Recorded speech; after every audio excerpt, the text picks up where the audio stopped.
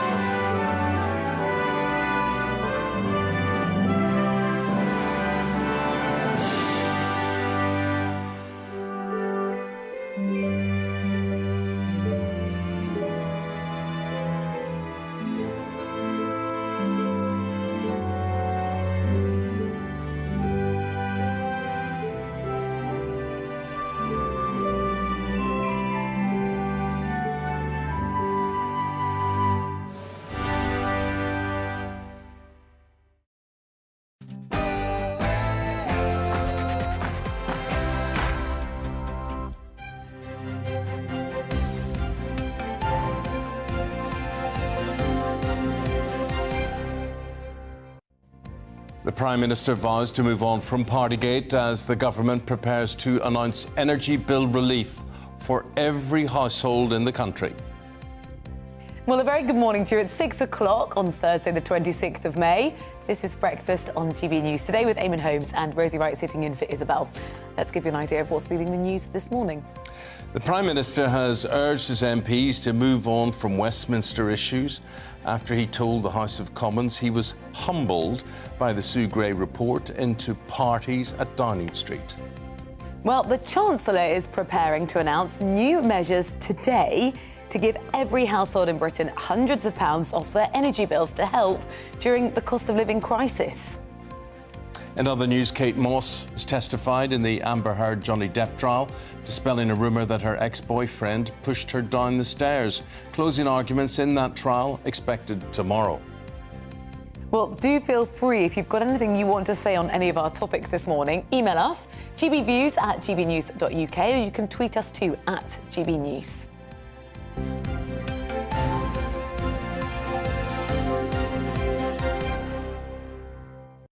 So here we are on a Thursday morning. Thank you for your company. Breakfast on GB News. Our top story is that the Prime Minister has said he takes full responsibility for Partygate, but urges his MPs to move on from what he terms Westminster issues to tackle the cost of living crisis facing the country.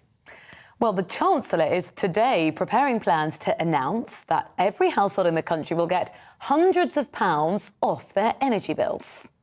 Government sources have indicated that the relief could be as much as £400 each, costing a total of £10 billion. Well, at a press conference yesterday, after the release of the Sue Gray report, the Prime Minister vowed to deliver on the priorities of the British people. Our political correspondent Tom Harwood was there and he asked the PM about his plans to tackle cost of living. On another issue that really does affect people up and down the country, real wages are projected to be lower in 2026 than they were in 2008. What are you going to do about it? We're going to see pressures on household finances. So what I'm saying to people is that we will continue to respond, just as we responded throughout the pandemic. It won't be easy. We won't be able to fix everything. But what I will also say is that we will get through it, and we will get through it well. Well, for his opinion on all of this, Michael Brown. Michael is a political journalist. He's a former Conservative MP as well. You know, if you were sitting there in the House yesterday as an MP and you were looking at your leader, what would you have thought? I would have thought exactly as I've always thought of Boris, a nightmare, a chaotic, potentially lying, cheating in everything he's ever done. But at the end of the day, never forget that Boris has been the best winner for the Tory party since Margaret Thatcher. So I think they've got to stick with him. There's nothing else around. There's no Rishi Sunak, billionaire, Chancellor Exchequer. How the hell can he be Prime Minister in these circumstances? So I think they're lumbered with Boris. However, Boris is still in danger, Eamonn. He's first of all got to get through this Privileges Committee report. Did he deliberately lie? It's a very high threshold. I think he'll get away with that. What he's not going to get away with over the next 18 months, though, is if he doesn't nuke inflation. The fact is, inflation is 10% a year. I came into Parliament, Eamonn, 43 years ago, after the great inflation of Harold Wilson and Jim Callaghan, when prices doubled in 4 years, between 1975 and 1979, when I got elected along with the Thatcher landslide in that day. And she did deal with inflation, but by heck, it was painful. And the people don't realise the pain that is coming. We're going to lose those two, we, the Tories, are going to lose those two by-elections, which are coming up on the 23rd of June in Devon and up in Wakefield. So he's not out of the wood. The people and the Tory backbenchers will judge him if they think he's going to lose the next general election. But not yet, not yet. Yeah. And the big problem hiding in the bushes could be cost of living. Absolutely. Yeah. Well, it's not yet hit Mr. and Mrs. Scunthorpe, the place where I used to represent. If you imagine a semi-detached household of mum and dad, both going out to work, both on average earnings, maybe mum part-time, 2 teenage kids, 10% inflation, nearly £3,000 for the average bill. If you're a family, the average bill is actually much higher than that. So Boris or Rishi Sunak is going to say today, well, I'm going to give you £400 back. Well, that doesn't feel like it when your bill is going from what is going to be £1,800 in October up to £2,800 in the new year, and he's going to say, oh, it's only going to be £2,400. I just don't see how going out to work, working all the hours God gave. Yes, we have high employment, but if you can't go out to work and pay the bills, that's what's going to cost Boris. That's what will cost him potentially the leadership when backbenchers realise that maybe he's not the election winner next time. Are you surprised at the reaction yesterday? Because there's so much anticipation that this was going to send shockwaves. It could have been the most dangerous day in Boris Johnson's premiership, and it doesn't seem like it's turned out to be like that at all. No, I wasn't surprised, Rosie. Give the Prime Minister his due. He has many, many, many faults, but he also has many assets. He's not the normal kind of Prime Minister that we've been used to throughout yours or my lifetime. Everything that happened on his watch was down to him. If you have a lackadaisical attitude to life, as he does, then the fish rots from the head downwards. So all that went on in Downing Street was an absolute disaster. But, looking at the Vox Pops on your channel and others yesterday, I came to the view that the public just want to get the economy sorted. They want to be better. At the end of a parliament, a Prime Minister needs to be able to say, I have made your lives better today than when I became Prime Minister 3 years ago. If he can't say that, then I'm afraid it is game over. You served under Margaret Thatcher. She was your Prime Minister. 18 years under Margaret Thatcher and John Major, 11 years. I came in on the day that she became Prime Minister. I was one of her gains. Yes. Well, when you look at both those people, and whether Boris Johnson was right or wrong, I just thought the amount of flack that came his way, the amount of honest criticism, people saying, you know, for God's sake, go, do the right thing. Do you think either of those two would have stood up against that, or would they have fallen on their sword? Well, Margaret Thatcher would never have allowed so much as a drink to be taken in Downing Street, except at the annual receptions for Tory MPs. When you went into number 10 Downing Street to see the Prime Minister, as I did quite frequently, I tried to live under a table if I didn't think something was going right. She tried to put nuclear waste in my constituency, and I remember having to eyeball her in her office. And you went into number 10 Downing Street, and it was like a cathedral. Everybody was respectful of everybody. She wouldn't have got into that situation. Yes, she was in difficulty. She had numerous political crises, but it was all heavy-duty stuff. No, I can't imagine any Prime Minister, I can't imagine Theresa May allowing any of this to go on. On the other hand, politically, Theresa May was a disaster. She had a general election. She threw away a 20% poll lead in the space of 3 weeks and had a disastrous result in 2017. We can't take away from Boris the fact that he did win a massive majority. Unfortunately, I hope he's not going to squander it. Part of what you've described, the culture that Boris Johnson fosters, is about his personality, which did capture the British public. Yes. The very, very downsides to his character, Rosie, are the very assets that everybody likes about him. But he's never going to change. In some ways, he's more authentic in that case. He is chaotic. Well, he's not authentic because the pictures tell one story and he tells another. Yeah, it's true. He has a very casual relationship with the truth. I won't call him a liar because Parliament, as an ex-MP, you don't call other MPs liars. But he has a very casual relationship with the truth. But I think the people knew that. At the end of the day, the public will judge him by, am I better off in 2 years' time when the Tories next face the polls? I think he might still just lead the Tories into the next election. But I do think that in a year's time, if people can't pay the bills and they go to work for nothing, then he is in serious trouble. And the first litmus test of that will be those 2 by-elections. Thank you Which they're gonna lose. so much for your Michael Brown, fascinating to hear from you. Thank you very much indeed. Michael is a former Conservative MP and he's a political commentator. Well, let's find out a little bit more about what the public do think. Now, on the Chancellor's package of measures, our reporter Will Hollis joins us now from Nottinghamshire, where he's been speaking to local businesses on what they need. Will, a very good morning to you. What have they been saying? Good morning. Yes, I've been getting a bit of an idea for how people are feeling, particularly about the cost of living crisis, as well as the Sue Gray report. It's a conversation that I've been having over the last few weeks and months, whether people still care about these Downing Street parties, whether they cared about them before. Now, when it's actually landed and they've got the Sue Gray report digitally or actually in their hands if they fancied printing out a hard copy, it's really interesting to hear how people feel, because it does seem to have hit a little bit less impactfully than most people were expecting. I think sometimes there is a different world compared to Twitter and what we might call the real world, the high street, where people are struggling with this cost of living crisis, where we are seeing 9% rate of inflation for April. Obviously, a massive part of that is the Ofgem price cap rise, the war in Ukraine, how that's affecting the money in people's pockets. Now we are seeing, of course, the Sue Gray report, 83 people receiving fixed penalty notices. One of them was the Prime Minister.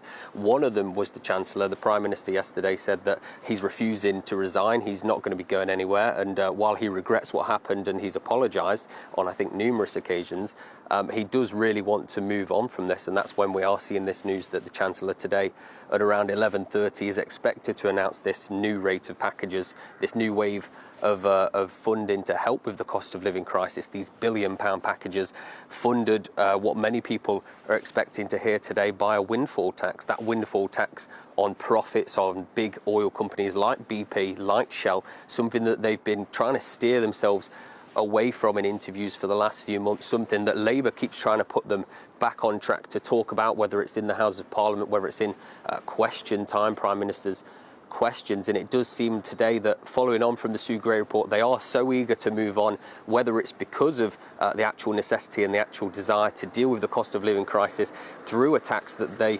naturally would never go to because of their Conservative values, or if it's for just wanting to move on from the Sue Gray report as quickly as they can, that they're abandoning some of those values. So I think we're going to see more of them today, more of the news. Of course, we are speaking to people here in Eastwood, a fairly working class town in Nottinghamshire, and we'll be speaking to cafe owners and other businesses about how they're expecting the news to go today and whether it will really help them if they are getting hundreds of pounds off of their energy bills later this year. Well, here we are. We are the People's Channel. We're out and about. We're listening to what you have to say. We're going to GB News viewer Lee Jackson, who joins us now. Now, Lee, you're in Northamptonshire. Whereabouts are you in Northamptonshire? A beautiful place called Findon that no one's ever heard of. Right, Findon. OK. Truthfully, I've never heard of it. So that was a good start. Just tell us, when you're looking at what's coming in, what's going out, do you feel as though the government's got a grip of this? No. To be honest, I feel like they're, if you imagine a bucket that's got lots of holes in, they're just putting little Band-Aids here, there and everywhere. And it feels like they're not looking at the bigger issue, which is the entire system is completely messed up, in my opinion. And how would you put I mean, are they at liberty to put the system right, or is it beyond their control? I think it is within their control, if I'm honest. So, if you, as far as we can see, throughout the pandemic, we saw the government starting to help people out, which absolutely they had to do. We were all locked in our homes, etc. But post-pandemic, I'm wondering whether we're becoming a nation that expect the government to keep helping fix things, but avoiding the bigger issue, i.e. the universal credit, etc. All of that doesn't really work for people like my mum, who works really hard, but actually can't get access to it. She doesn't earn enough to live on, but doesn't get access to it. And I'm wondering whether something like universal basic income, like UBI or something, is a bigger conversation that we should be having to try and fix things. It's good to hear. It's good to hear your ideas, your experience. It's good to hear about your mum as well. But Lee, tell us about you, where you come from on this. I mean, would you be a supporter of the government by and large? Would you be a Conservative voter? What do you work at? And how is this affecting you? How are you finding the pinch? So for us, I'm not. I used to be a Conservative voter. I'm not impressed with them right now, especially with Partygate and with all of these band-aids. Personally, we're doing okay, but we're watching absolutely everything. And my daughter keeps having a laugh at us because we keep keeping the lights off, etc. We got a smart meter deliberately, and we've been keeping our eye on that. It's kind of become a game. We are noticing as well simple things like our shopping has gone up by something like £30 to £40 a week, which will soon add up. And if it's going to go up further, obviously we are worried about that. What does that mean in terms of how you're spending time as a family, holidays, going out for meals? Well, I guess a positive is we're going on more UK holidays because they are more cost effective. We're doing less takeouts, but then I'm cooking more, and we are actually spending more time together as a family as well. So we're going on more walks, etc., because we recognise that the worst may not yet be here, and we probably don't want to blow what we have. It's the big fear, isn't it? The worst may not yet be here. And I think it's very wisely from you and your family. I mean, you're preparing in case the worst does arrive. Yeah, absolutely. I do feel for those that kind of don't have that ability to prepare. They already are struggling now. So can you imagine what that's going to be like in another 6 months when the next increase comes for energy, etc.? We're going to hear from Rishi Sunak a little later today about what this sort of package of measures would look like. Do you have confidence in the cabinet as it stands? No. None. And what would restore your confidence? I think a change of guard. I wouldn't want to see Labour in either. To be honest, I think they're both as bad as each other, but I would certainly think we need to see some new leadership right now, because all we're hearing about is things like Partygate, etc., and all of the bluster. It would be great to see new leadership in, because that will give us all, I think, new hope as a nation, really. Right now, we're just seeing the constant arguments, the constant fighting between the two main parties, etc. And I think we just need a new guard, new leadership. They helped us through the pandemic, but we do need something new to give this nation some hope. Anybody in mind that you'd like to propose or put forward, or you'd like to see in positions of power? Probably Anne Diamond. You're not a comedian by trade, are you? No. Lee, anything just before we say before we say goodbye to you, anything you just want to get off your chest? Anything? I mean, it's great having you on. We love to hear and see our audience, of which you are one. Anything you'd just like to say in generally? Well, big thank you to GB News. Essentially, I went through about a year and a half of a mental health slump, and part of that was due to the news itself and just this constant barrage of negativity, etc. So big shout out to all of you guys, really, at GB News, for creating a channel that has great conversations, and I don't shy away from the news anymore, and I don't feel depressed either, when I switch it on or switch it off. So thank you guys. Which has nothing to do with the cost of living, but hey, it's a good opportunity. Yeah, no, good, Lee. Lovely talking to you. Lovely seeing you as well. Thank you very much indeed. Cheerio. And, look at that, cheerio. And if you'd like to come on board today or any day, because You know, we are the people's channel. We like to think that. We like to hear what is affecting you, and if it affects you, it affects us, and we'll put it out there. So you can tweet at GB News and you can email gbviews@gbnews.uk. A couple of people are getting in touch asking for details about what might be in that package of measures from the Chancellor. We don't know all the details yet. As we get them, we'll bring them to you here on the channel, probably later on this morning. Eamonn, I just wanted to mention we've had a message in from someone who said, look, we hear about Mr. and Mrs. Scunthorpe, as we did earlier, but what about us pensioners? We've only had a 3% increase. What does that do when it looks at inflation? And that's the reality. It's scary. You know, bills go up and nothing else. Your income doesn't go up, and I think it's going to make people very, very cautious indeed. 90 minutes past 6 o'clock. Yeah, let's give you an overview of what else is happening today. And as we've been mentioning, Rishi Sunak has been warned that a windfall tax could do long-term damage to the oil and gas industry. Well, Offshore Energy's UK issued the warning amid speculation the Chancellor is going to implement the one-off tax on the profits of energy companies. A poll has found that the NHS doesn't have enough staff and equipment to give people the cancer care they deserve. This is a YouGov survey for Cancer Research UK. It found that 75% of people believe the health service doesn't have enough employees or equipment to see, test and treat cancer adequately. Johnny Depp has once again denied what he describes as outlandish and outrageous claims of abuse brought by his former partner Amber Heard. Well, returning to the stand in his US defamation trial, the actor said he has never physically abused anyone. Well, that comes after his ex-partner, Kate Moss, appeared to defend Mr. Depp, claiming she was never pushed down the stairs by him.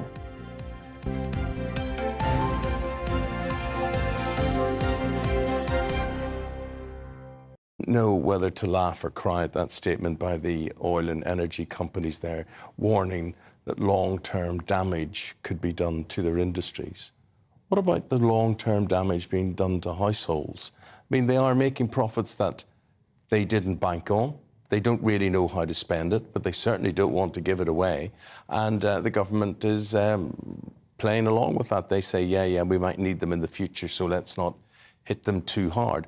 But I just think it's as if people don't exist. It's as if how many people are going to go into depression or going to commit suicide? You heard Lee there, our viewer who we were talking to, and he said he'd gone into a long-term depression about things, and that's just going to turn into a tsunami of mental health problems, I would have thought. The difficulty is people who are struggling now. And Lee was saying, like, I didn't want to turn on the news because there's so much doom and gloom. Well, we do have a responsibility to tell you what's happening. And earlier this week, it was that the bills that you may be struggling to pay now are going to get astronomically more expensive come October. That is really difficult for people to digest. Looking at what's coming in, what's going out, thinking, right, things have got to be pulled back even tighter. Yeah. And of course, you know, we were talking yesterday about people having to come up with strategies of how to spend time with friends, families, romantic partners, and not make it so expensive. You know, so our social time, our downtime, of course, you know, it's inevitable that gets impacted by this as well. Yeah. The package the Chancellor is expected to announce today, it's not going to make you better off, but I think the idea is it's to lessen the impact of being worse off. So your views, keep them coming in. And coming up, we're discussing epilepsy because it is Epilepsy Awareness Week. So record numbers are being diagnosed with this condition. Maybe you're one of them. Watch after the break. We'll see you after the weather.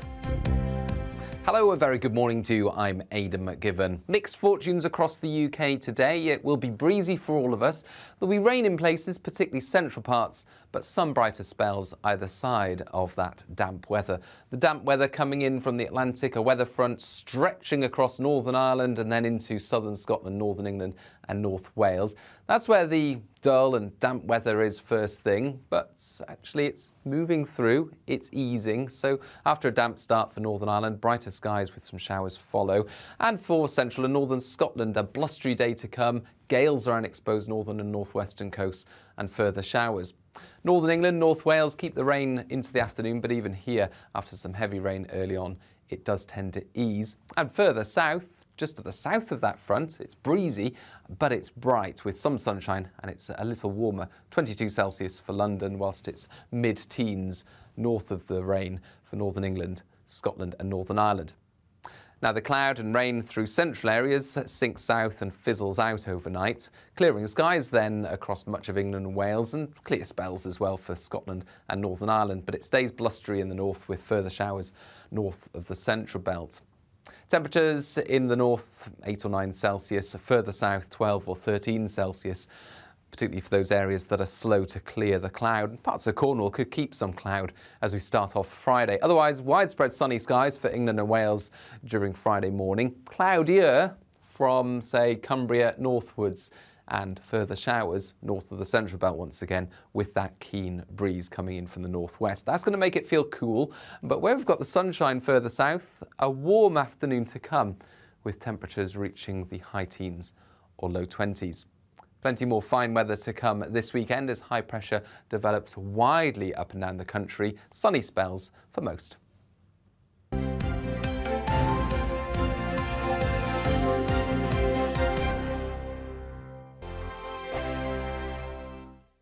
We are GB News. We're right across this great nation. On TV, on radio, on digital. Absolutely everywhere. We don't talk down to you. We embrace all voices.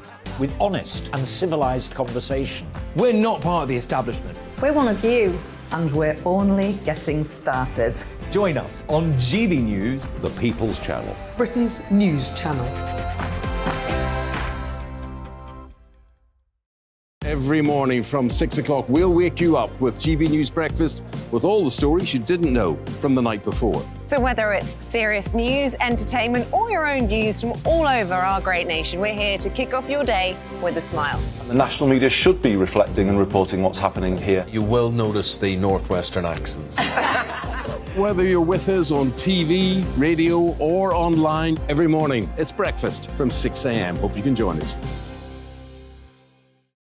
Join us for Ministry of Offence, the comedy panel show that's just like the news, in that the left fights the right and it doesn't really seem to matter who wins. We cover the big stories. It was in fact a troop of baboons and not angry vegans. I like that. And the really important stories. Fat naked cow gets stuck in swimming pool. It's a headline in a lot of local newspapers. Yeah. We're on the same team, Nick. Yeah, but I'm just helping you. Join us for Ministry of Offence, Saturday nights, 8 o'clock on GB News.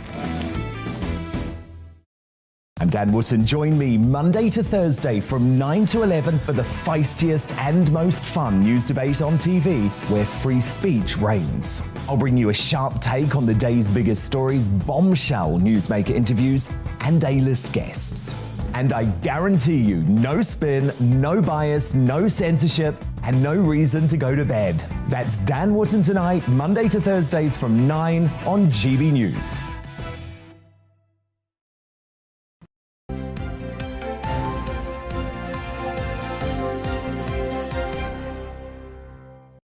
Twenty-six minutes past 6, wherever you're watching or listening from, a very good morning. Eamonn, Holmes and Rosie Wright here with GB News. And lots I forget to go. what I'm doing. Yeah. Well, there's lots to come on the programme today. I was going to say Isabel, that's what I was going to say. Well, that would be a normal thing to do because it is normally Isabel here.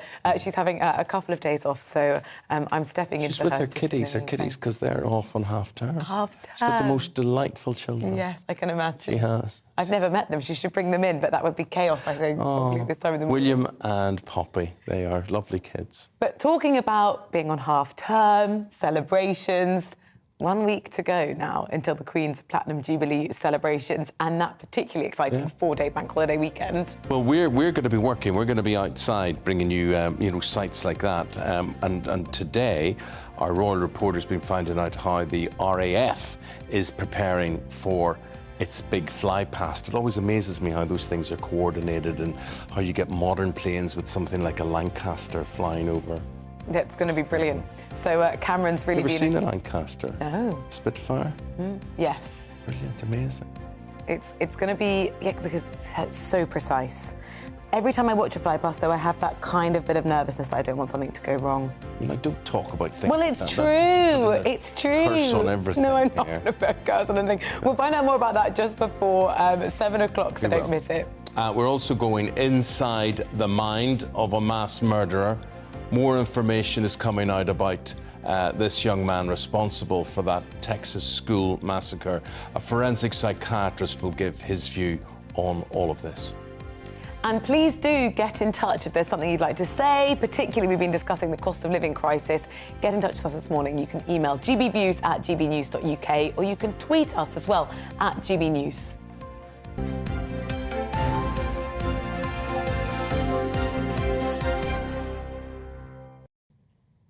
Well, it's National Epilepsy Week, raising awareness for the 500,000 people in the UK who've been diagnosed with the disorder. Well, we're going now to our reporter Anna Riley. She spoke to a student in Leeds about the challenges of living and studying with the condition. These are the tablets that Theo Wilson takes twice a day to try to prevent him from having an epileptic seizure. The 20-year-old student was first diagnosed with epilepsy 4 years ago after having a seizure whilst on a family holiday to Florida. He's been managing his condition ever since. I was at a swamp in Florida, kind of sightseeing for crocodiles with my brother, and I was just sitting on this bench, and then I don't remember a thing, but apparently I just kind of collapsed to the floor. My muscles started tensing, I started convulsing.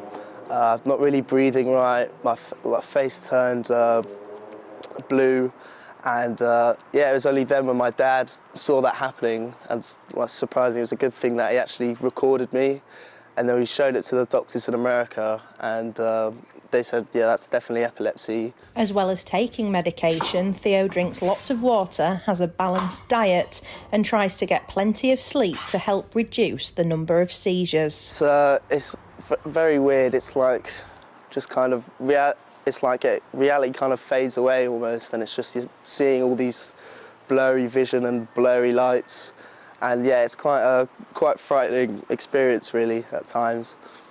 I really just want to go a year without having a seizure so I can start to learn how to drive, but yeah, it's just taking it a day at a time, not being risky with my illness, and just kind of playing it safe really. The number of patients with neurological conditions forced to wait more than a year for help increased by more than 5,000% due to NHS backlogs during the pandemic. Nicola Swanborough from the Epilepsy Society says the charity is still supporting people now who are waiting to be diagnosed. You know that people are having to wait a long time in between health appointments, and we've heard from quite a few people who've said that they haven't even had a proper diagnosis. They've been having seizures and they haven't been properly diagnosed. That hasn't gone through. So they haven't been getting the help that they need. They haven't been getting the treatments they need. So our helpline has been very important there, to have somewhere that people can phone up and they can be pointed in the right direction of information and given the emotional support. Because I think that people feel quite isolated with epilepsy. You often don't know anybody else who's got the condition and who is going through the same things as you. And even if you do know somebody else with epilepsy, your epilepsy may not look like somebody else's. Theo also hopes to raise awareness of epilepsy and is currently studying sports business management at Leeds Beckett University with the hope of becoming a football agent. Anna Riley, GB News, Headingley. Now, that epilepsy situation, of course, I was saying to Isabel, to Rosie here, that before news programmes and things, there's often warnings, warning there will be flashing lights in this report. And I was just wondering how many people that affected. But you were telling me a shocking story there. Yeah, well, obviously, at some point you discover that you've got the condition. One of my great friends, her sister was travelling by coach at night, and they tried to sleep and left the curtain open just a crack. So as they were driving, the lights flashing past triggered an epileptic seizure, which is obviously very serious with people who can help. But it can be really frightening, and we've seen there just some of the kind of process people have to go through to manage the condition. Yeah. So if you suffer from epilepsy, or you know someone who does, you want to find out more about how to support them, the Epilepsy Society can be contacted on the following phone number. Is it going to be on screen? It will. Let's put it on screen because you'll never remember it. It's, come on, it'll be worth waiting for. There we go.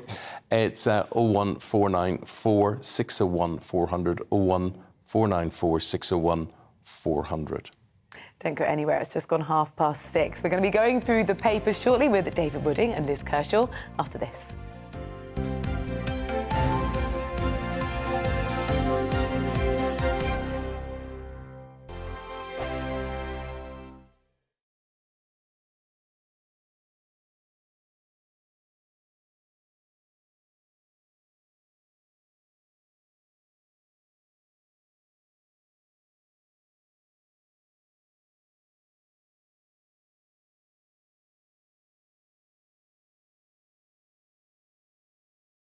We are GB News. We're right across this great nation. On TV, on radio, on digital. Absolutely everywhere. We don't talk down to you. we embrace all voices. With honest and civilised conversation. We're not part of the establishment. We're one of you. And we're only getting started. Join us on GB News, The People's Channel. Britain's news channel. Every morning from 6 o'clock, we'll wake you up with GB News Breakfast with all the stories you didn't know from the night before. So whether it's serious news, entertainment, or your own views from all over our great nation, we're here to kick off your day with a smile. The national media should be reflecting and reporting what's happening here. You will notice the northwestern accents. Whether you're with us on TV, radio, or online, every morning, it's breakfast from 6 a.m. Hope you can join us. Join us for Ministry of Offence, the comedy panel show that's just like the news, in that the left fights the right and it doesn't really seem to matter who wins. We cover the big stories. It was in fact a troop of baboons and not angry vegans. I like that. And the really important stories. Fat naked cow gets stuck in swimming pool. It's a headline in a lot of local newspapers. Yeah. We're on the same team, Nick. Yeah, but I'm just helping you. Join us for Ministry of Offence, Saturday nights, 8 o'clock on GB News.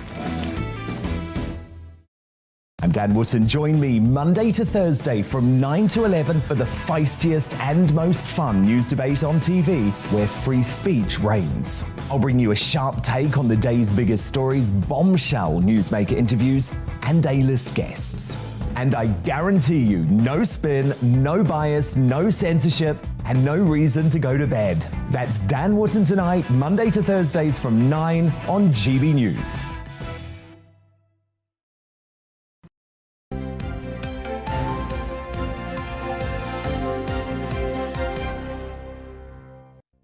Twenty-five to 7, bringing you up to date with news. This is what's happening. Boris Johnson is expected to shift the nation's attention to the cost of living after the release of the Sue Gray report yesterday. Well, the Prime Minister's refused to resign, but has accepted what he calls the bitter and painful conclusions of the inquiry. The Chancellor is expected to announce a windfall tax on oil and gas firms today.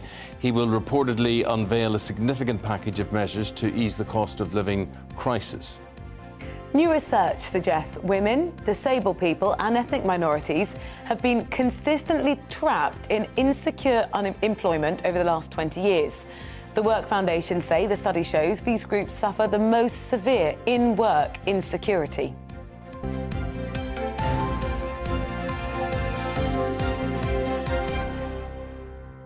I'm sure that insecurity in jobs is true. I'm sure that's awful. What are they going to do about it now? Sometimes I just fed up with these studies that tell us the bleeming obvious on things. But, you know, if that is the case, you know, it's so awful. I think of all the social injustices, people who are unemployed and people who sit in fear of being unemployed. And that fear is going right now because of this cost of living crisis like never before.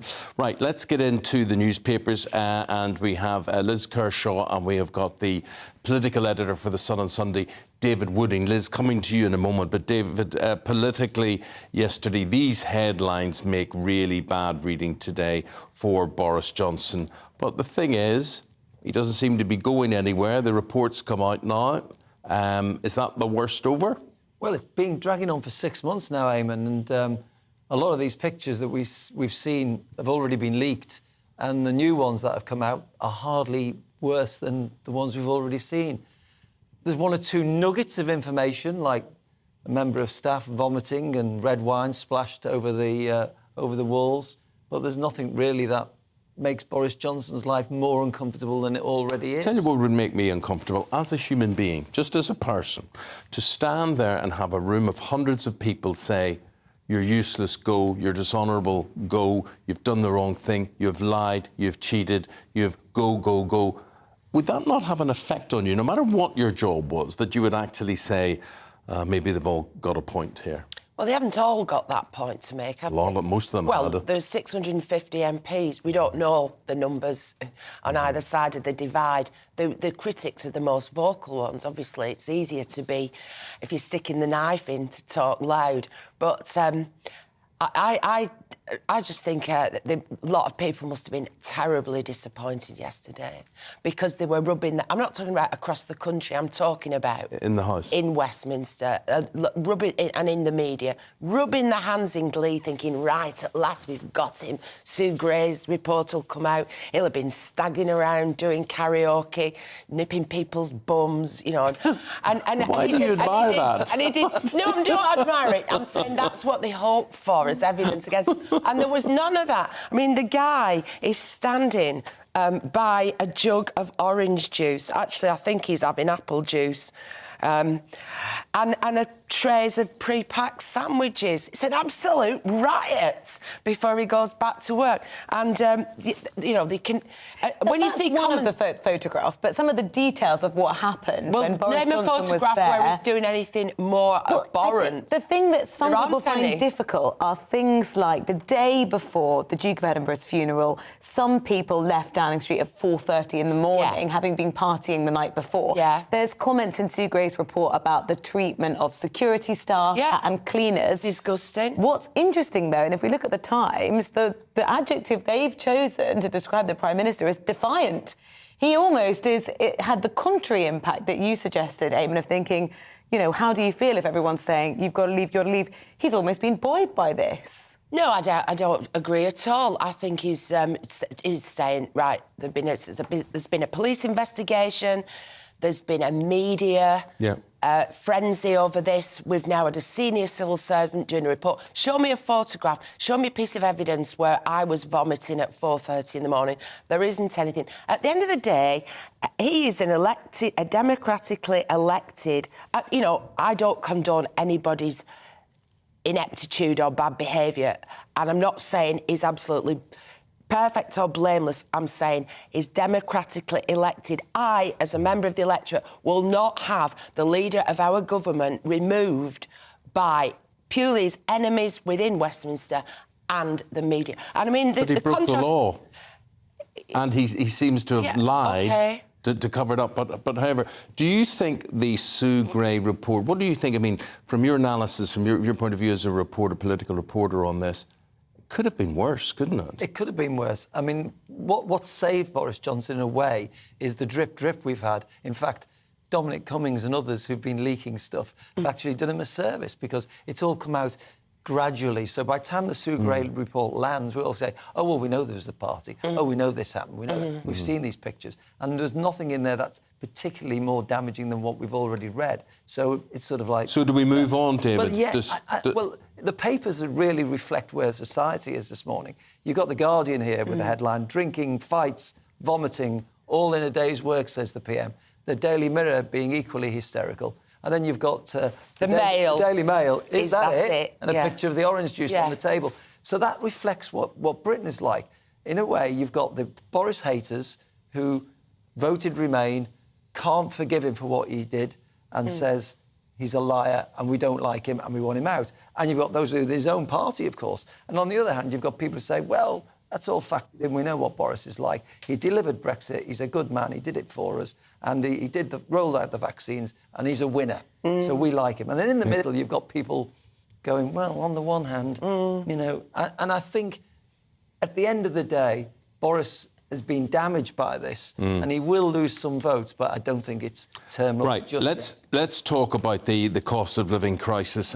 Liz, this is the Telegraph front page here. Sunak to extend energy bill relief. OK, we're going to hear these details today. Yeah. What are your thoughts? Well, I just... it's going to cost a fortune. Something has to be done because... What family can afford £250 a month just on gas and electricity? It's absolutely crippling. I got a bill yesterday for, you know, British gas and electric. I got in from work yesterday evening. I thought, oh, I'm not going to spoil me. I'm not going to... But I can't wait, actually, when I get home to see the difference between that bill and the one from 3 months ago. So it is terrible. I just hope... Was there big change? I haven't dared open it yet. Right. what I hope is that the money gets to the right people. Well, that's the thing. Apparently, the money's going to everyone, and then you go again and you say, but it's not every. You know, we all have a sort of duty. If we can roll with it, if we can survive, if we can suck this up, surely that's what you should be doing. It's the people who just literally haven't got it. I mean, the winter fuel allowance. My dad and his wife used to get that, and they used to look forward to it. No, because they went out and spent it all on champagne and filled the freezer with steak, and it kept them going. You know, they didn't need it. But then they paid high taxes all their lives, so why not? But I think that it says here there's going to be a focus on people, on pensioners and people on benefits. My worry is for people who are going out every day. The working poor. The people in insecure jobs, the people working in warehouses on 0 hours contracts, the Uber drivers who are working really hard, 12 hours a day, and are never included, or the self-employed who might find their earnings slashed because people aren't spending money. They never seem to get the relief because they're stuck in the middle. Yeah. It does seem, David, that the Cabinet have been cautious about how to try and mitigate the impact of the rising cost of living. They've got to do something politically, otherwise they're not going to be viable at all. Yes, they've been thinking about this for some time. A lot of people are saying, well, it's quite convenient that this is being announced the day after the Sue Gray report. Well, it is convenient, to be honest, but they have been working on this plan for some time. What's also interesting is if it's a windfall tax, which we suspect it is, on the energy giants, that's something that Labour suggested. Rachel Reeves, the Shadow Chancellor, came up with that idea some months ago. So I think that we're trying to avoid using that idea, but if it works, it works. Could I suggest that it's crass hypocrisy to say, let's give people a few £100, and then at the same time, I saw petrol coming into London near the Lord's Cricket Ground, £1.79, and half of that goes to the Treasury. More than half at the moment. In duty, which is about 48%, plus VAT. So why take it on the one hand and give a few crumbs back? Just do what they've done in other countries. In Europe. Just slash the duty. Remove VAT altogether from fuel. Let people fill their vans with diesel and go to work. Let people fill their cars with petrol and go to work. We pay more in this country for fuel than any, and it's because of the Treasury. I mean, they've made. I remember last time I was on, or the time before, we had a figure on how much more money Rishi Sunak is making from VAT on petrol and diesel at the pumps. Well, just scrap it. And the cost of administering, taking on one hand and giving it back with the other is... Totally agree with you. And then the people who are going out to work would also benefit. Talking about getting to work, something that could get really difficult in a couple of weeks' time, David. We're looking at the Times now. Rail strikes, they could start, within a fortnight. Yes, and they could go on for 6 weeks. I mean, there's already suggestions that the RMT are planning strikes on the London Underground to hit the Queen's Jubilee. And now the RMT, there's a dispute over pay, conditions, jobs. And if they kick off, it could happen within a couple of weeks. And that could wreck holiday plans and all sorts of... empty supermarket shelves. We've got enough problems on our hands. Yeah, but what if... I don't know in detail what their claim is, but, I mean, what if it's legitimate, I mean, you don't deny them the right to strike. I mean, this is probably a negotiating tool, this whole... Yeah, fingers crossed. Well, the thing is, what's worrying about this is it'll probably be the worst strike if this goes ahead since the 1980s. So we've seen inflation at the likes we haven't experienced since the 1970s. And, are we going back to the 90s? Is it life on Mars? Are we going to go back to strikes, raging inflation, unemployment again even, although unemployment is higher? I mean, it really must... When we all think about it, all of us, right, so there's the possibility of a real strike. There's 10% inflation. There's a war in Ukraine. Putin may press the nuke button at any stage. The pandemic hasn't gone away. It's still there. Thanks, it's not even 7 o'clock in the morning. With monkeypox. I mean, kind of going, that's without even getting into if you've got marital difficulties, you're not getting on with your kids. Oh, trying to get a doctor's appointment. Trying to get a doctor's appointment. Trying to get a dentist. Yeah. Just surviving, you know, keeping your health intact. Nightmare. What's happened behind this? We've got a 4-day bank holiday coming out. We haven't. We're working. There's nothing to look forward to there. I'm sure we can find some glimmers of hope in amongst this. I went on a train yesterday. Yes. For the first time in goodness knows how long. It was quite giddying. You know, it was absolutely packed. Was it? Well, did that not take your giddiness away? Well, I didn't like it. I took a mask in my bag because I wasn't sure what you're supposed to do. Nobody had a mask. So wait a minute, you got on a train, you were giddy and you didn't like it? I was giddy with excitement and sort of... Where were you going? I came down to London and back and, I thought... I used to come on the train 5 days a week. You're right. I mean, your journey would be, correct me if I'm wrong, probably involved the M1 and the M25 or whatever to get in the A40 or something down into London. There's nothing enjoyable about that. Nothing to look forward to in that. Well, there is at 4:15 in the morning. It's like a private drive at that time. from Sheikh Kershaw to GB News, and the sun's coming up. It's Beaconsfield services, right, and Cobham services, right? Do you ever go there on a Sunday? No. You pass in because you're coming in and you think, I need petrol. It's a day out for people. You're laughing. It is a day out. I walk around as people say, oh, Eamonn can have a selfie with it. Says, what are you doing here? I'm thinking, are they travelling from Scotland? Where are they? Right. They literally have come from the surrounding area to eat at Nando's or one of those takeaway Chinese We're talking about prices. Service station prices are astronomical. But I swear to you, if you don't believe me, I can name you 2 places at least.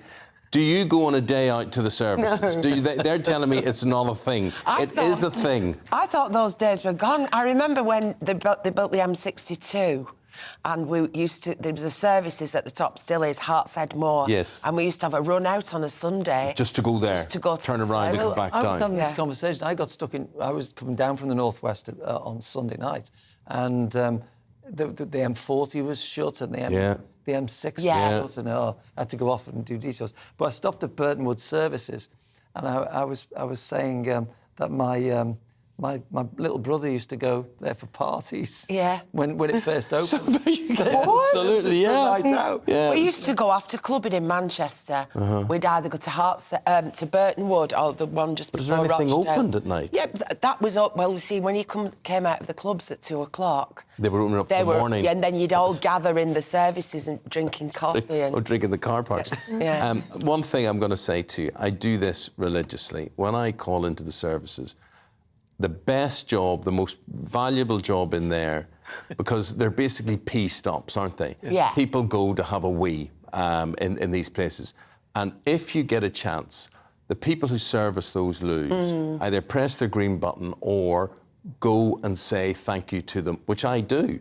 And I get selfies taken with them, and I say, yours is the most important Not while you're having job. a pee. Not while you're having your rhinos. No, that's happened. Can I have a picture? That's happened before. Yeah. So the people who service the loos, they should be paid $100,000 a year for doing what they do and keeping them pristine for everybody else. Yeah. So just respect it. If you get a chance, say thank you to those people. I think on the continent, they have tips box. They don't have that here. Athens recently, and you're right, there was a little box for that.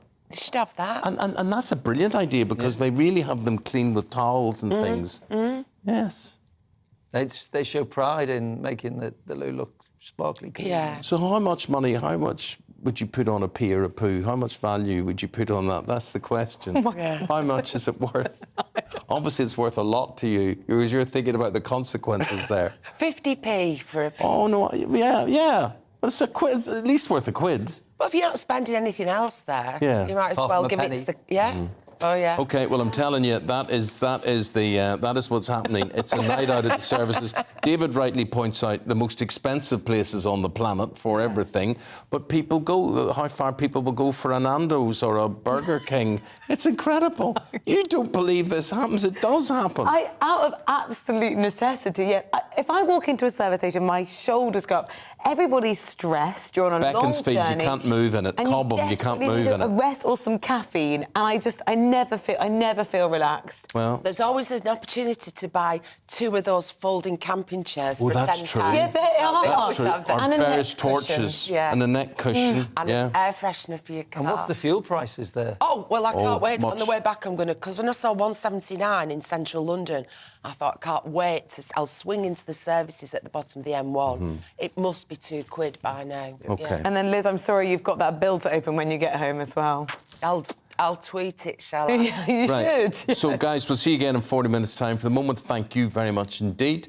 We're now looking ahead to what's going on for the Jubilee celebrations, and we're going to talk about flights and flight displays, military flight displays. The biggest one since the RAF centenary are underway, and they involve dozens and dozens of planes and helicopters. Yeah, they're going to fly over Buckingham Palace for the Queen's birthday parade flypast in 1 week's time as part of the Platinum Jubilee. And we thought our Raw reporter, Cameron Walker, should get a little bit of an insight into the military's preparations.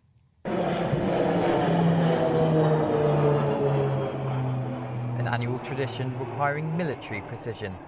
The Queen's birthday parade flypast over Buckingham Palace will showcase the best of British airmanship. A dramatic start to the rehearsal when RAF Cranwell was evacuated due to a fire alarm. Future officer cadets mustered outside. But a slight glitch didn't stop a smooth glide, as Air Commodore Mike Borkwill points out. From my perspective, the rehearsal today went superbly. Really pleased, very good timing, good formation, and with the weather decisions we had to make, really pleased overall. So we're looking good for next week. Around 70 aircraft from the Royal Air Force, Royal Navy and British Army will be taking part. That's the largest number since the RAF's centenary in 2018. The iconic College Hall at RAF Cranwell doubled up as Buckingham Palace for the rehearsal. Perhaps a fitting stand-in, considering Princes Charles, William and Edward all trained there. Helicopters will lead the formation. They're the slowest aircraft. As the fastest, the famous Red Arrows are the flying finale. Aircrew tell GB News what it means to fly on such a unique occasion. It's an absolute privilege, definitely a once-in-a-lifetime opportunity, and something I don't think we'll ever see again, so big honour for me to be selected to be part of the crew for this. It's probably one of the best jobs in the Army, I'd say. Get to fly on a regular basis, daily basis. Everyone was keen to be part of the fly past. Wings in the air will follow boots on the ground. The 1st Battalion of the Irish Guards will troop their colour on Thursday the 2nd of June to mark the official birthday of Her Majesty the Queen. More than 1,200 officers and soldiers from the Household Division will put on a display of military pageantry on Horse Guards Parade, together with 240 horses and hundreds of army musicians. A royal gun salute will also fire. The Queen has decided only working members of the royal family and their children will appear on the balcony to watch the planes fly over. This means no Harry and Meghan and no Prince Andrew. The Duke and Duchess of Sussex still plan to come to London, however, to celebrate the Queen's Platinum Jubilee. With several official events planned to celebrate Her Majesty's 70 years of service, perhaps palace aides are working hard behind the scenes to make sure nothing becomes an unwanted distraction. Cameron Walker, GB News, Lincolnshire. Cost of living. So looking forward to that, and absolutely great with all of that. I think we started that music a wee bit early there, a bit premature. It's gone. Yes. Brett says, I'm worried about the cost of living. It's just going to be another tax hike because to pay, as we had to do to pay back for COVID. I can't afford all these government bills. My landlord makes me pay his electric and gas, so I guess I'll be paying my benefits out. Why my landlord benefits from the rebates. Double help again for the people with money again, says Brett. Sue's got in touch. Earlier we spoke to a GB News viewer like you, but a guy called Lee, and he was saying, look, we're looking at our incoming and our outgoings, and we're almost playing a game with our gas meter, he said. We've got a smart meter. Yeah, you got a smart meter. We play a game with the kids, turn the lights off. Sue says, I agree with your viewer, Lee. We need help. We can't ignore the increase in people needing to use food banks. There is real fear of what is to come. Yeah, but I think it's a good idea. Like, you know, it's like the way we have a clock on this screen up here to tell us, so to make sure that we don't overrun in any way, the way I'm not doing now. And when you get a meter and you actually say, what, this is costing me this, that, and all children should be made to sit in front of a meter and watch it, right? And teenagers especially, because they don't turn lights off. That sounds very cruel. Well, maybe if they're playing the Xbox or whatever, you can probably see the price going up and up. Up and up and up and up. Right, we're going to take a break. More of your thoughts on the cost of living after this. Don't go away.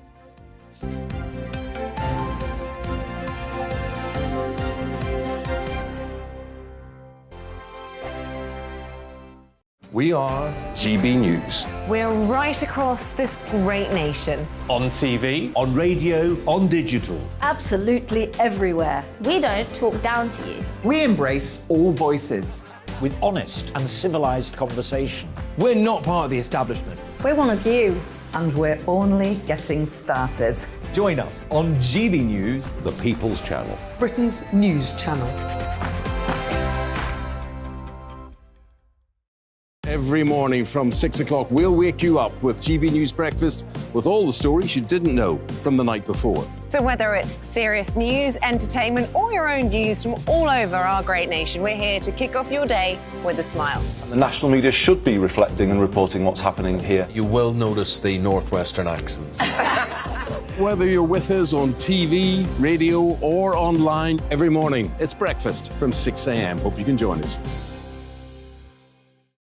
Join us for Ministry of Offence, the comedy panel show that's just like the news, in that the left fights the right and it doesn't really seem to matter who wins. We cover the big stories. It was in fact a troop of baboons and not angry vegans. I like that. And the really important stories. Fat naked cow gets stuck in swimming pool. It's a headline in a lot of local newspapers. Yeah. We're on the same team, Nick. Yeah, but I'm just helping you. Join us for Ministry of Offence, Saturday nights, 8 o'clock on GB News. I'm Dan Wootton. Join me Monday to Thursday from 9 to 11 for the feistiest and most fun news debate on TV, where free speech reigns. I'll bring you a sharp take on the day's biggest stories, bombshell newsmaker interviews, and A-list guests. And I guarantee you, no spin, no bias, no censorship, and no reason to go to bed. That's Dan Wootton Tonight, Monday to Thursdays from 9 on GB News.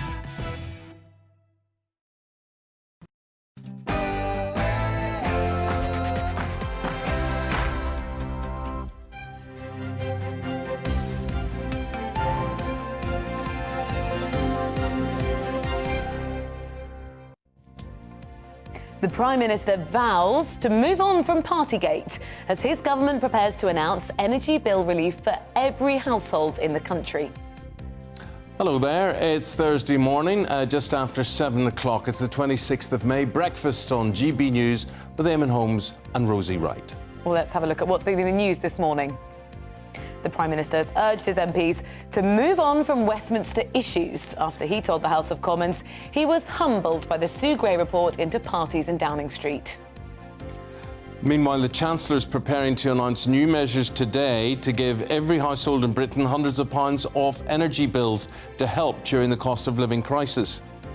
A Texas official has described the shooter who opened fire at an elementary school, which killed 19 children and 2 adults, as completely evil. Lieutenant Chris Olivares described how the gunman barricaded himself into a classroom and began shooting anyone in his way. And Kate Moss has testified in the Amber Heard Johnny Depp trial, dispelling a rumour that her ex-boyfriend Depp pushed her downstairs. Closing arguments in the trial are expected tomorrow. Well, you can join in any of our discussions, particularly on the cost of living. How are you managing it? You can email us gbviews@gbnews.uk, or if Twitter is easier for you, you can tweet us at gbnews.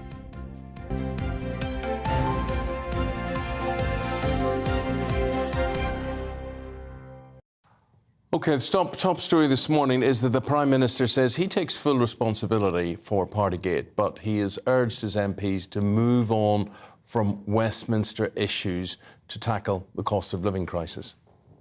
It comes as the Chancellor prepares to announce plans today to give every household in the country hundreds of pounds off their energy bills. Government sources have indicated that that relief could be as much as £400 each, costing a total of £10 billion to the Exchequer. Well, there was a press conference yesterday after the release of the Sue Gray report, and the Prime Minister vowed to deliver on the priorities of the British people. On another issue that really does affect people up and down the country, real wages are projected to be lower in 2026 than they were in 2008. What are you going to do about it? We're going to see pressures on household finances. So what I'm saying to people is that we will continue to respond, just as we responded throughout the pandemic. It won't be easy. We won't be able to fix everything. But what I would also say is that we will get through it, and we will get through it well. Well, we can now speak to political editor of the Sunday Mirror. Let's go to Nigel Nelson. Also in the studio, Michael Brown. Michael's a political commentator. He's also a former Conservative MP. Nigel, yesterday it was some spectacle. The headlines today, it takes all the newspapers. What's your take? What's your analysis? Well, I mean, I don't think it actually moved the dial very much as far as Boris Johnson's position is concerned. I mean, what Sue Gray did was put some flesh on the bones of what we already know, but essentially we knew it. So we ended up in a situation where those Tory MPs who are against the Prime Minister, the likes of Tobias Ellwood, Caroline Noakes, David Davis, are still against him. Those who weren't aren't. So as far as Boris Johnson's future goes, I think he's safe for now. He has got some tough things coming up. There is the Privileges Committee report, which will decide whether he lied to Parliament about parties. And on top of that, we've got a couple of by-elections, with the most serious one for the Prime Minister being down in Devon, in Tiverton and Honiton.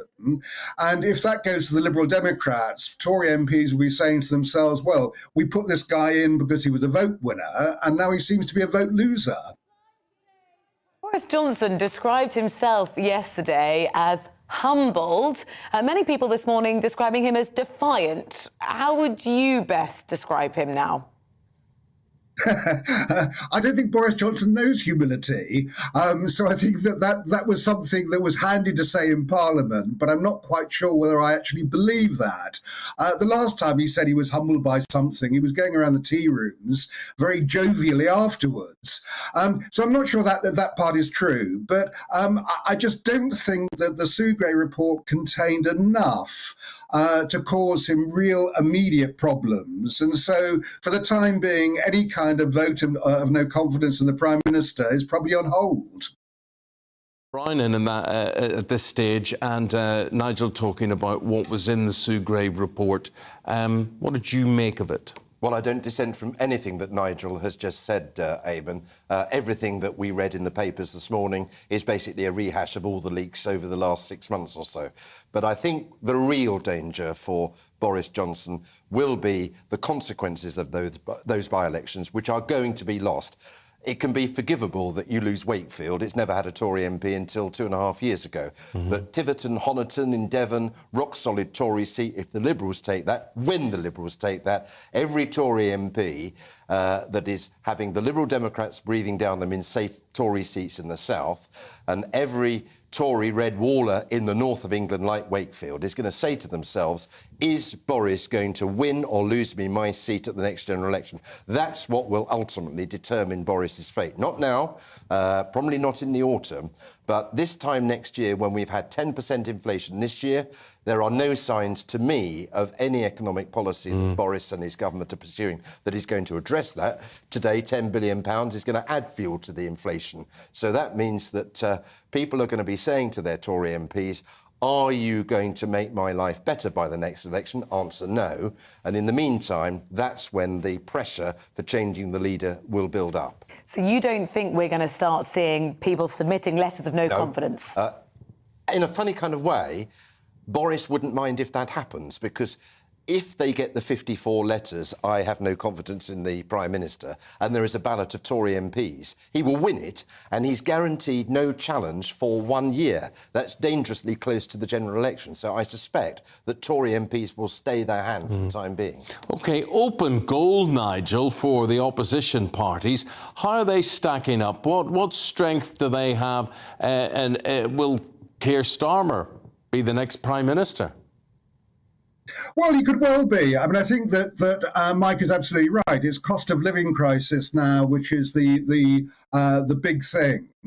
And also, you'll find that the Labour Party will be crowing today when Rishi Sunak puts a windfall tax on the oil giants. I mean, he's been calling for that for months now. So at the moment, it rather depends how people feel when they get the extra money in their pockets. Obviously, what is being announced today is going to be welcome. You're turning a loan, the £200 loan to help with energy bills, into a gift. You're doubling it, so that'll actually make people's lives slightly better.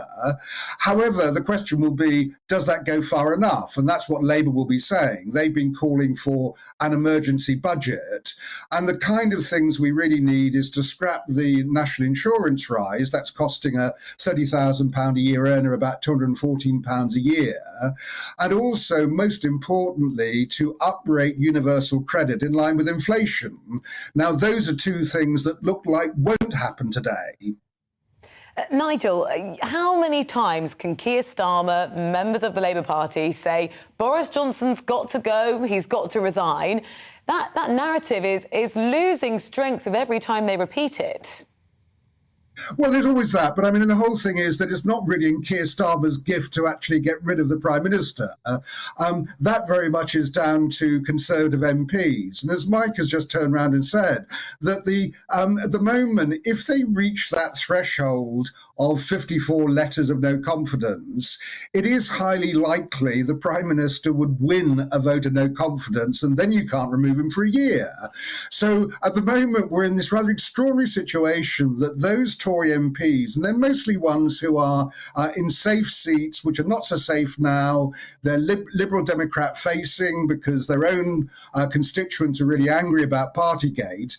They're the ones who want to get rid of him. And at the moment, they're trying to caution their colleagues, please don't put the letters in yet, because we do need the numbers to make sure that Boris Johnson would lose a no confidence vote.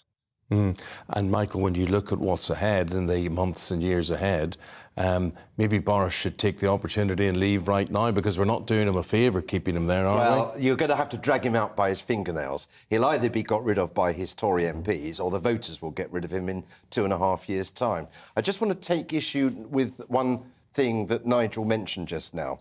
The electric bills, the gas bills, are going to go up by just a bit less than whatever he's going to give away. So my bill, for example, my bill is currently £900 a year. I have a tiny little shoebox flat, and it's going to go up to £1,800, and then it's going to go up to £2,800. Big deal, he's going to give me £400 back. But to me, my bill is going from £900 to £2,400. So thank you very much. So if you were Chancellor, what would you do? Well, I mean, whatever he does is welcome, obviously, but let's be under no illusion. Mr. and Mrs. Scunthorpe, who I constantly refer to because I used to represent them, Mr. and Mrs. Scunthorpe are not going to get £400 in their hand. Their bill, instead of going up by £2,000, is only going to go up by a mere £1,600. Yeah. Bully for that. So that's where I think we've got to be careful. There's no money being given away. Your bill's not going to go up quite as much. It's going to go up only by that amount. So at the end of the day, everything is welcome, but the people won't see it like that. You are welcome, Michael. Thank you very much indeed. And thank you very much indeed, Nigel. We've got to leave it there. Appreciate it.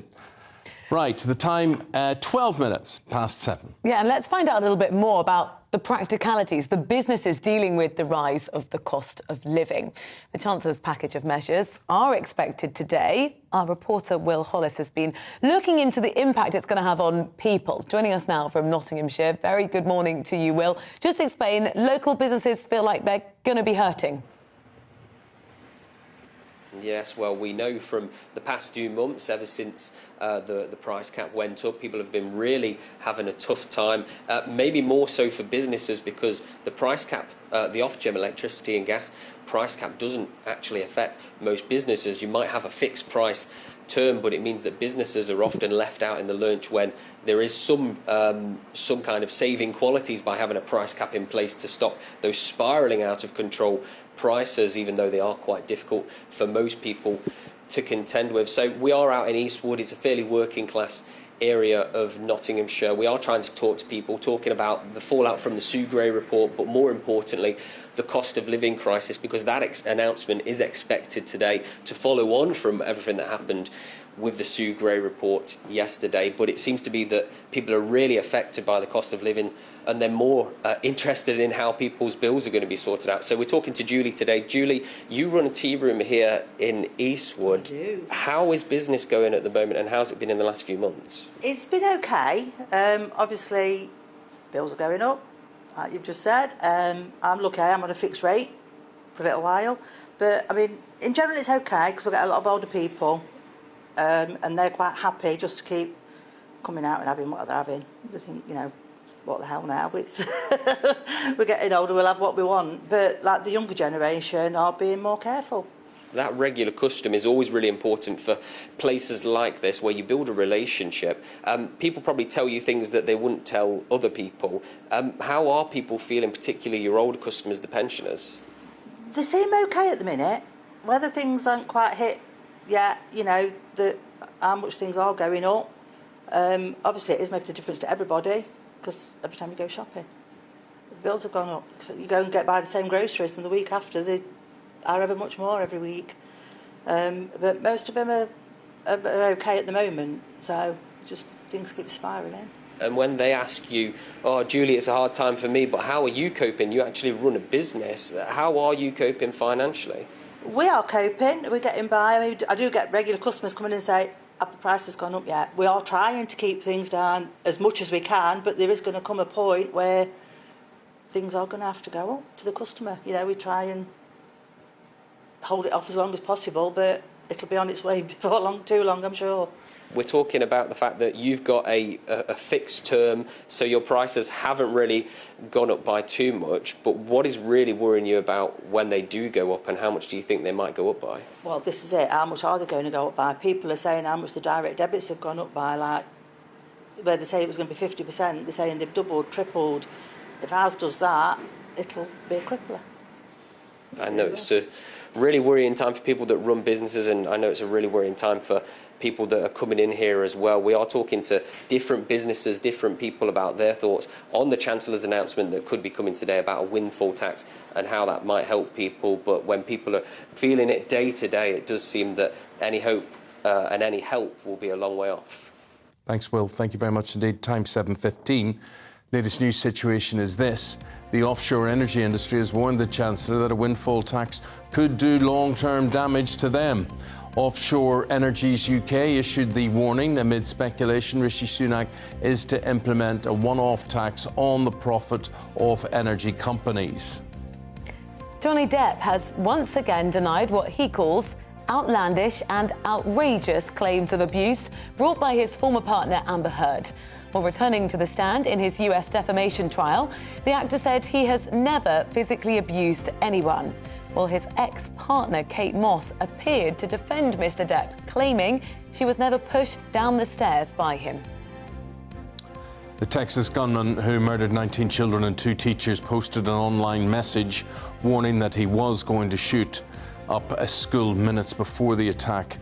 He's 18 years of age. Salvador Ramos was shot and killed by authorities at Robb Elementary School in Uvalde. President Biden will visit Texas in the coming days to talk to families of the victims.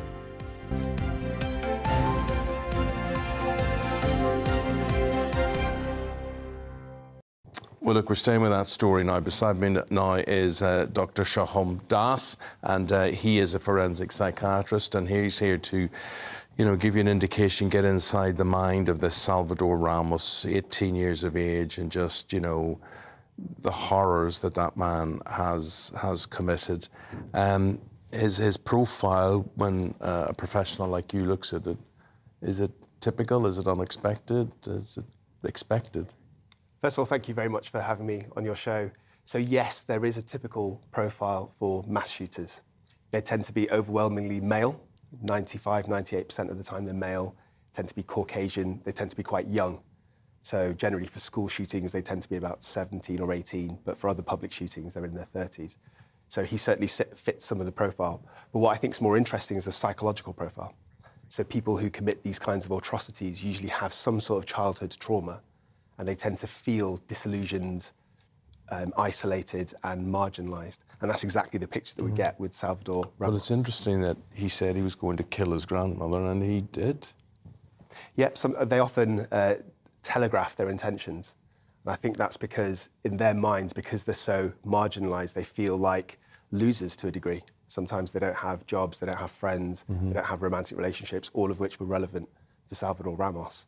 So they want some sort of infamy, and they see this as a final act, a call of a suicide. But they want to know that people know that they're going to do it, that they're not going to be insignificant or ignored. That's the perversion about it, isn't it? Exactly. So to them, because they don't have an identity, this is a way of gaining notoriety very quickly and very publicly. Someone like him, why is there the need to broadcast what he's going to do before? I think it's just, again, it's his narcissism, it's him wanting to show off and telegraph what he's capable of. But what I think is particularly interesting, Rosie, is the way that he did this. So he took pictures of his gun and he tried to circulate them on social media, and then he contacted one of his friends on social media who he didn't really know that well. And the way that he approached her and asked her to recirculate or repost his pictures was very entitled, it was very aggressive. It was a demand rather than a request. And when she questioned this, he was quite hostile towards her. So I think that shows a sense of entitlement about this young man. There's a couple of ways of approaching this. People will say guns are the problem, the availability of guns and the acceptability of guns could well be the problem. But then the other way of looking at it is that are a number of young men like him, are they spottable? Could you detect them in advance? That's a very good question. I think ultimately the problem is that even though there are warning signs, there are telltale signs, everything that I was talking about before, people who are quite isolated and marginalised, perhaps not interacting with the public. The problem is there's so many people like that, and only a very, very small proportion actually go on to commit such atrocious crimes. So I think it's really difficult. It's possible to spot the signs. But having resources within the community to be able to track and watch these people. Absolutely, and something else which we've not yet touched on is mental health issues. Yeah. So we know that about 2/3 of gunmen in America who commit these mass shootings have some sort of mental health issue, but then again, 50% of Americans do anyway. So there is a statistical lean towards this, but it's not that big. And of those people, about 10 to 15% are actually driven by their mental illness. So they'll hear voices or they'll have psychotic delusions. These are exactly the kind of patients that I assess. But again, it's about spotting it early enough and enforcing or encouraging treatment. How successful can treatment like that be? I think if you can catch somebody before they escalate to this level of violence, then absolutely treatment can be successful. It kind of depends on the situation. So if it's a very overt mental illness like a psychosis, then that can be treated relatively simply by potentially detaining somebody, giving them antipsychotics. If it's more of a social issue or a background depression, then that's a societal issue, which is much harder to deal with. But Shaham, talking about the societal issue, why pick on, they've got all these guns, they're armed to the teeth, yet they pick on the most vulnerable, the most innocent quite often. Once again, school children. Why? I think some of it's a power dynamic. So it's the easiest way to do something where they can control and they can dominate over somebody else because they're easy targets, as you say, they're very vulnerable. But what's interesting is that usually there's some kind of grievance with these mass shooters. It's either against individuals, like school bullies, or it's against institutions, and sometimes it's wider, so it's like a religious or a misogynistic or racist viewpoints, and they just take it to the extreme to express themselves. Yeah. Well, thank you very much indeed. That's Shahum Das. He is a forensic psychiatrist there, and that is his view on the profile of Salvador Ramos, the mass killer there in Texas. Thank you very much indeed. It's been a pleasure. Thank you. Now, don't go anywhere. It's 22 minutes past 7. You're with Breakfast on GB News. We've got all the latest sports news with Paul Coit coming up as Jose Mourinho celebrates another European trophy. That's after this. He was in tears. Tears was. Hello, a very good morning to you. I'm Aidan McGibbon. Mixed fortunes across the UK today. It will be breezy for all of us. There'll be rain in places, particularly central parts, but some brighter spells either side of that damp weather. The damp weather coming in from the Atlantic, a weather front stretching across Northern Ireland and then into southern Scotland, northern England and North Wales. That's where the dull and damp weather is first thing, but actually it's moving through, it's easing. So after a damp start for Northern Ireland, brighter skies with some showers follow. And for central and northern Scotland, a blustery day to come. Gales are on exposed northern and northwestern coasts and further showers. Northern England, North Wales keep the rain into the afternoon, but even here, after some heavy rain early on, it does tend to ease. And further south, just to the south of that front, it's breezy, but it's bright with some sunshine and it's a little warmer. 22 Celsius for London, whilst it's mid-teens north of the rain for Northern England, Scotland and Northern Ireland. Now, the cloud and rain through central areas sinks south and fizzles out overnight. Clearing skies then across much of England and Wales, and clear spells as well for Scotland and Northern Ireland, but it stays blustery in the north with further showers north of the central belt. Temperatures in the north, 8 or 9 Celsius, further south, 12 or 13 Celsius, particularly for those areas that are slow to clear the cloud. Parts of Cornwall could keep some cloud as we start off Friday. Otherwise, widespread sunny skies for England and Wales during Friday morning. Cloudier from, say, Cumbria northwards, and further showers north of the central belt once again with that keen breeze coming in from the northwest. That's going to make it feel cool, but where we've got the sunshine further south, a warm afternoon to come with temperatures reaching the high teens or low 20s. Plenty more fine weather to come this weekend as high pressure develops widely up and down the country. Sunny spells for most.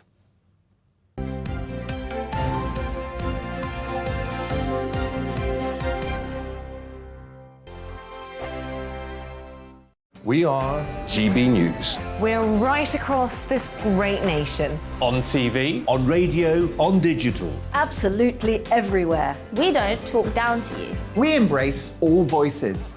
With honest and civilised conversation. We're not part of the establishment. We're one of you. And we're only getting started. Join us on GB News, The People's Channel. Britain's news channel. Every morning from 6 o'clock, we'll wake you up with GB News Breakfast with all the stories you didn't know from the night before. So whether it's serious news, entertainment, or your own views from all over our great nation, we're here to kick off your day with a smile. And the national media should be reflecting and reporting what's happening here. You will notice the northwestern accents. Whether you're with us on TV, radio, or online, every morning, it's breakfast from 6 a.m. Hope you can join us. Join us for Ministry of Offence, the comedy panel show that's just like the news, in that the left fights the right and it doesn't really seem to matter who wins. We cover the big stories. It was in fact a troop of baboons and not angry vegans. I like that. And the really important stories. Fat naked cow gets stuck in swimming pool. It's a headline in a lot of local newspapers. Yeah. We're on the same team, Nick. Yeah, but I'm just helping you. Join us for Ministry of Offence, Saturday nights, 8 o'clock on GB News. I'm Dan Wootton. Join me Monday to Thursday from 9 to 11 for the feistiest and most fun news debate on TV, where free speech reigns. I'll bring you a sharp take on the day's biggest stories, bombshell newsmaker interviews, and A-list guests. And I guarantee you, no spin, no bias, no censorship, and no reason to go to bed. That's Dan Wootton tonight, Monday to Thursdays from 9 on GB News.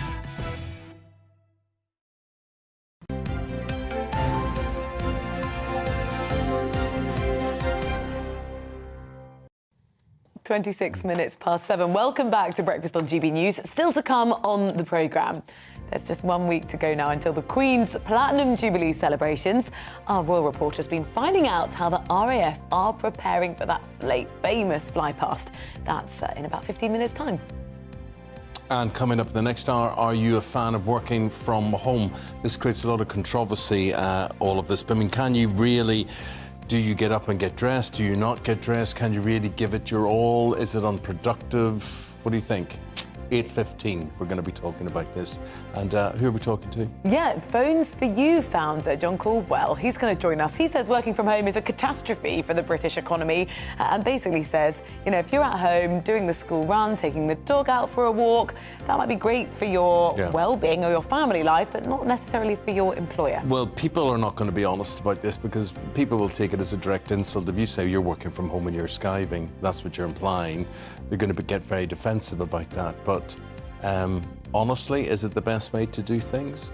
Well, join in the discussions. GBviews at gbnews.uk, or you can tweet at GBnews.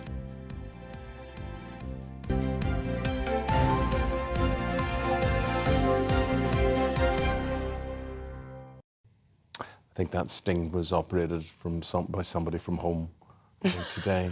It took so long. Took so long to run there, but that's it there. Quite zingy this morning from you, Eamonn. Well, not working from home here in the studio with all the big sports stories. We've got Paul Coyte. And maybe I should be working from home. I'm feeling a bit nervous now. Listen, let's take time to appreciate Jose Mourinho. Last night, so he's picked up another European trophy. This is a record. This was what may be regarded as the lowly Conference League trophy. Yeah, but lowly. But I think it's been still a another one. I think it's been a success, and it is another trophy. And he's the first. I think it's the third manager now to win 3 different competitions. He becomes the first manager to win all 3 major European competitions. Of course, the reason being that this is the first year of the conference. Right. So that's the reason he's the first one. But 26th trophy of his career, you can't argue with it. I mean, you've had trouble there at Manchester United, although the last trophy he won was when he won the Europa League, was with Manchester United, of course. Didn't go quite so well when he came to Spurs, and then over to Roma, and they lost 6-1. I think it was Bolo Glimt. Who you may not even know was even a club, let alone a place, but it was a terrible start for him in this. And then things, as they often do, as far as he's concerned, work out OK. So it's just another trophy. They beat Feyenoord 1-0 last night in Albania. It meant a lot to him. He was in tears, some of the pictures I saw last night. So, So there you go. Now, OK, let's talk about Vincent Kompany, former Manchester City captain. Yeah. Talk about him going to Burnley, not as a player, though. No, although he could probably still do a good job as a player as well. See, this is...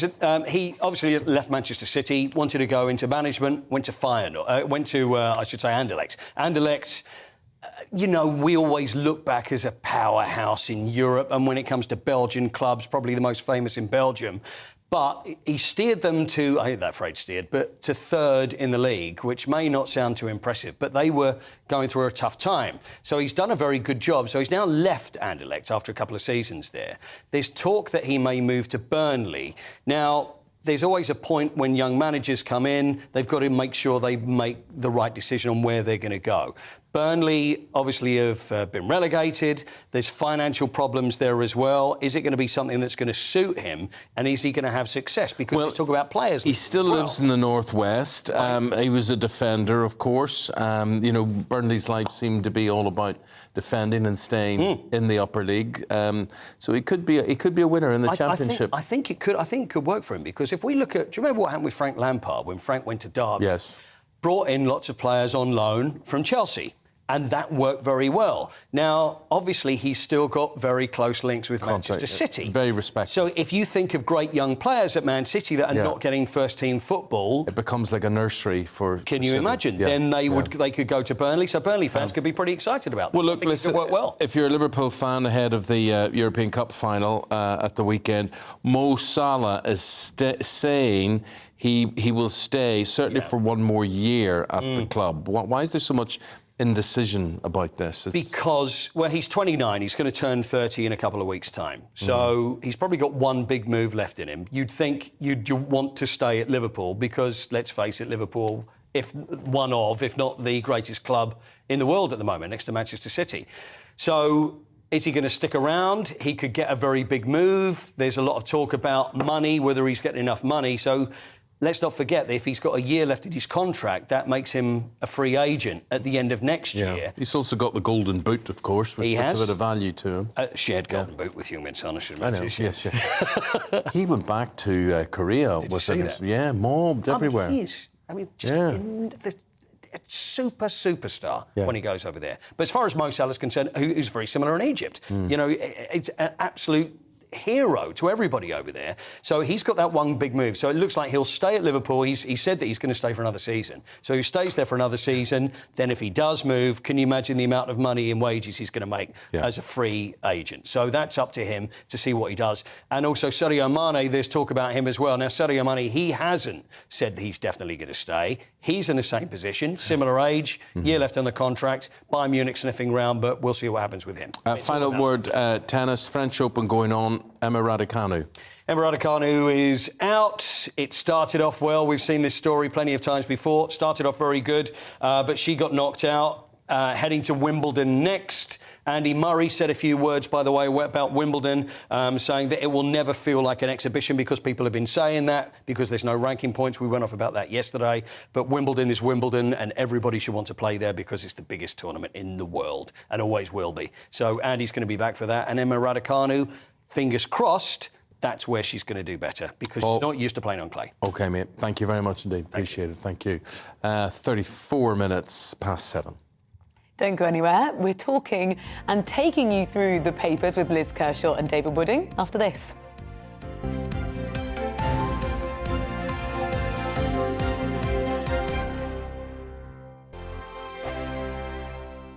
We are GB News. We're right across this great nation. On TV, on radio, on digital. Absolutely everywhere. We don't talk down to you. we embrace all voices.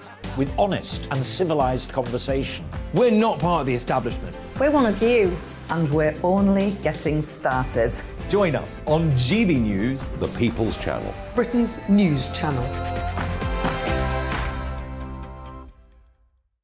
Every morning from 6 o'clock, we'll wake you up with GB News Breakfast with all the stories you didn't know from the night before. So whether it's serious news, entertainment, or your own views from all over our great nation, we're here to kick off your day with a smile. The national media should be reflecting and reporting what's happening here. You will notice the northwestern accents. Whether you're with us on TV, radio, or online, every morning, it's breakfast from 6 a.m. Hope you can join us. Join us for Ministry of Offence, the comedy panel show that's just like the news, in that the left fights the right and it doesn't really seem to matter who wins. We cover the big stories. It was in fact a troop of baboons and not angry vegans. I like that. And the really important stories. Fat naked cow gets stuck in swimming pool. It's a headline in a lot of local newspapers. Yeah. We're on the same team, Nick. Yeah, but I'm just helping you. Join us for Ministry of Offence, Saturday nights, 8 o'clock on GB News. I'm Dan Wootton. Join me Monday to Thursday from 9 to 11 for the feistiest and most fun news debate on TV, where free speech reigns. I'll bring you a sharp take on the day's biggest stories, bombshell newsmaker interviews, and A-list guests. And I guarantee you, no spin, no bias, no censorship, and no reason to go to bed. That's Dan Wootton tonight, Monday to Thursdays from 9 on GB News.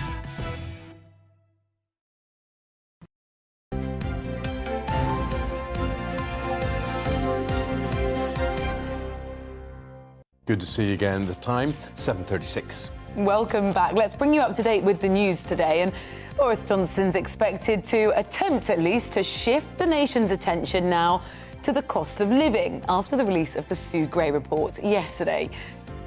The Prime Minister has refused to resign, but he has accepted what he calls the bitter and painful conclusions of the inquiry. Now, the Chancellor is expected to announce a windfall tax on oil and gas firms today. Rishi Sunak will reportedly unveil a significant package of measures to ease the cost of living crisis, including energy bill relief. Johnny Depp has once again denied what he calls the outlandish and outrageous claims of abuse brought by his former partner Amber Heard. Returning to the stand in his US defamation trial, the actor said he has never physically abused anyone. Comes after his ex-partner Kate Moss defended Mr. Depp, claiming she was never pushed downstairs by him. A man has had a double hand transplant after his own were left unusable by an autoimmune disease. It's 48-year-old Stephen Gallagher. He was initially sceptical about the surgery, but now says he's been given a new lease of life. Quite incredible.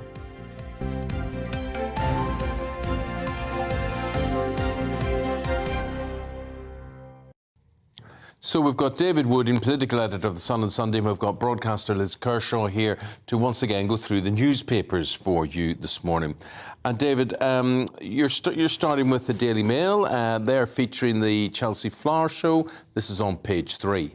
Yes, I think this is the most heartwarming story in the papers this morning, and there's a lot of bad news in the papers, so this one brought a little lump to my throat. This is Deborah James, the bowel cancer campaigner, who's raised £6.5 million for cancer research and was recently given a damehood in the honours.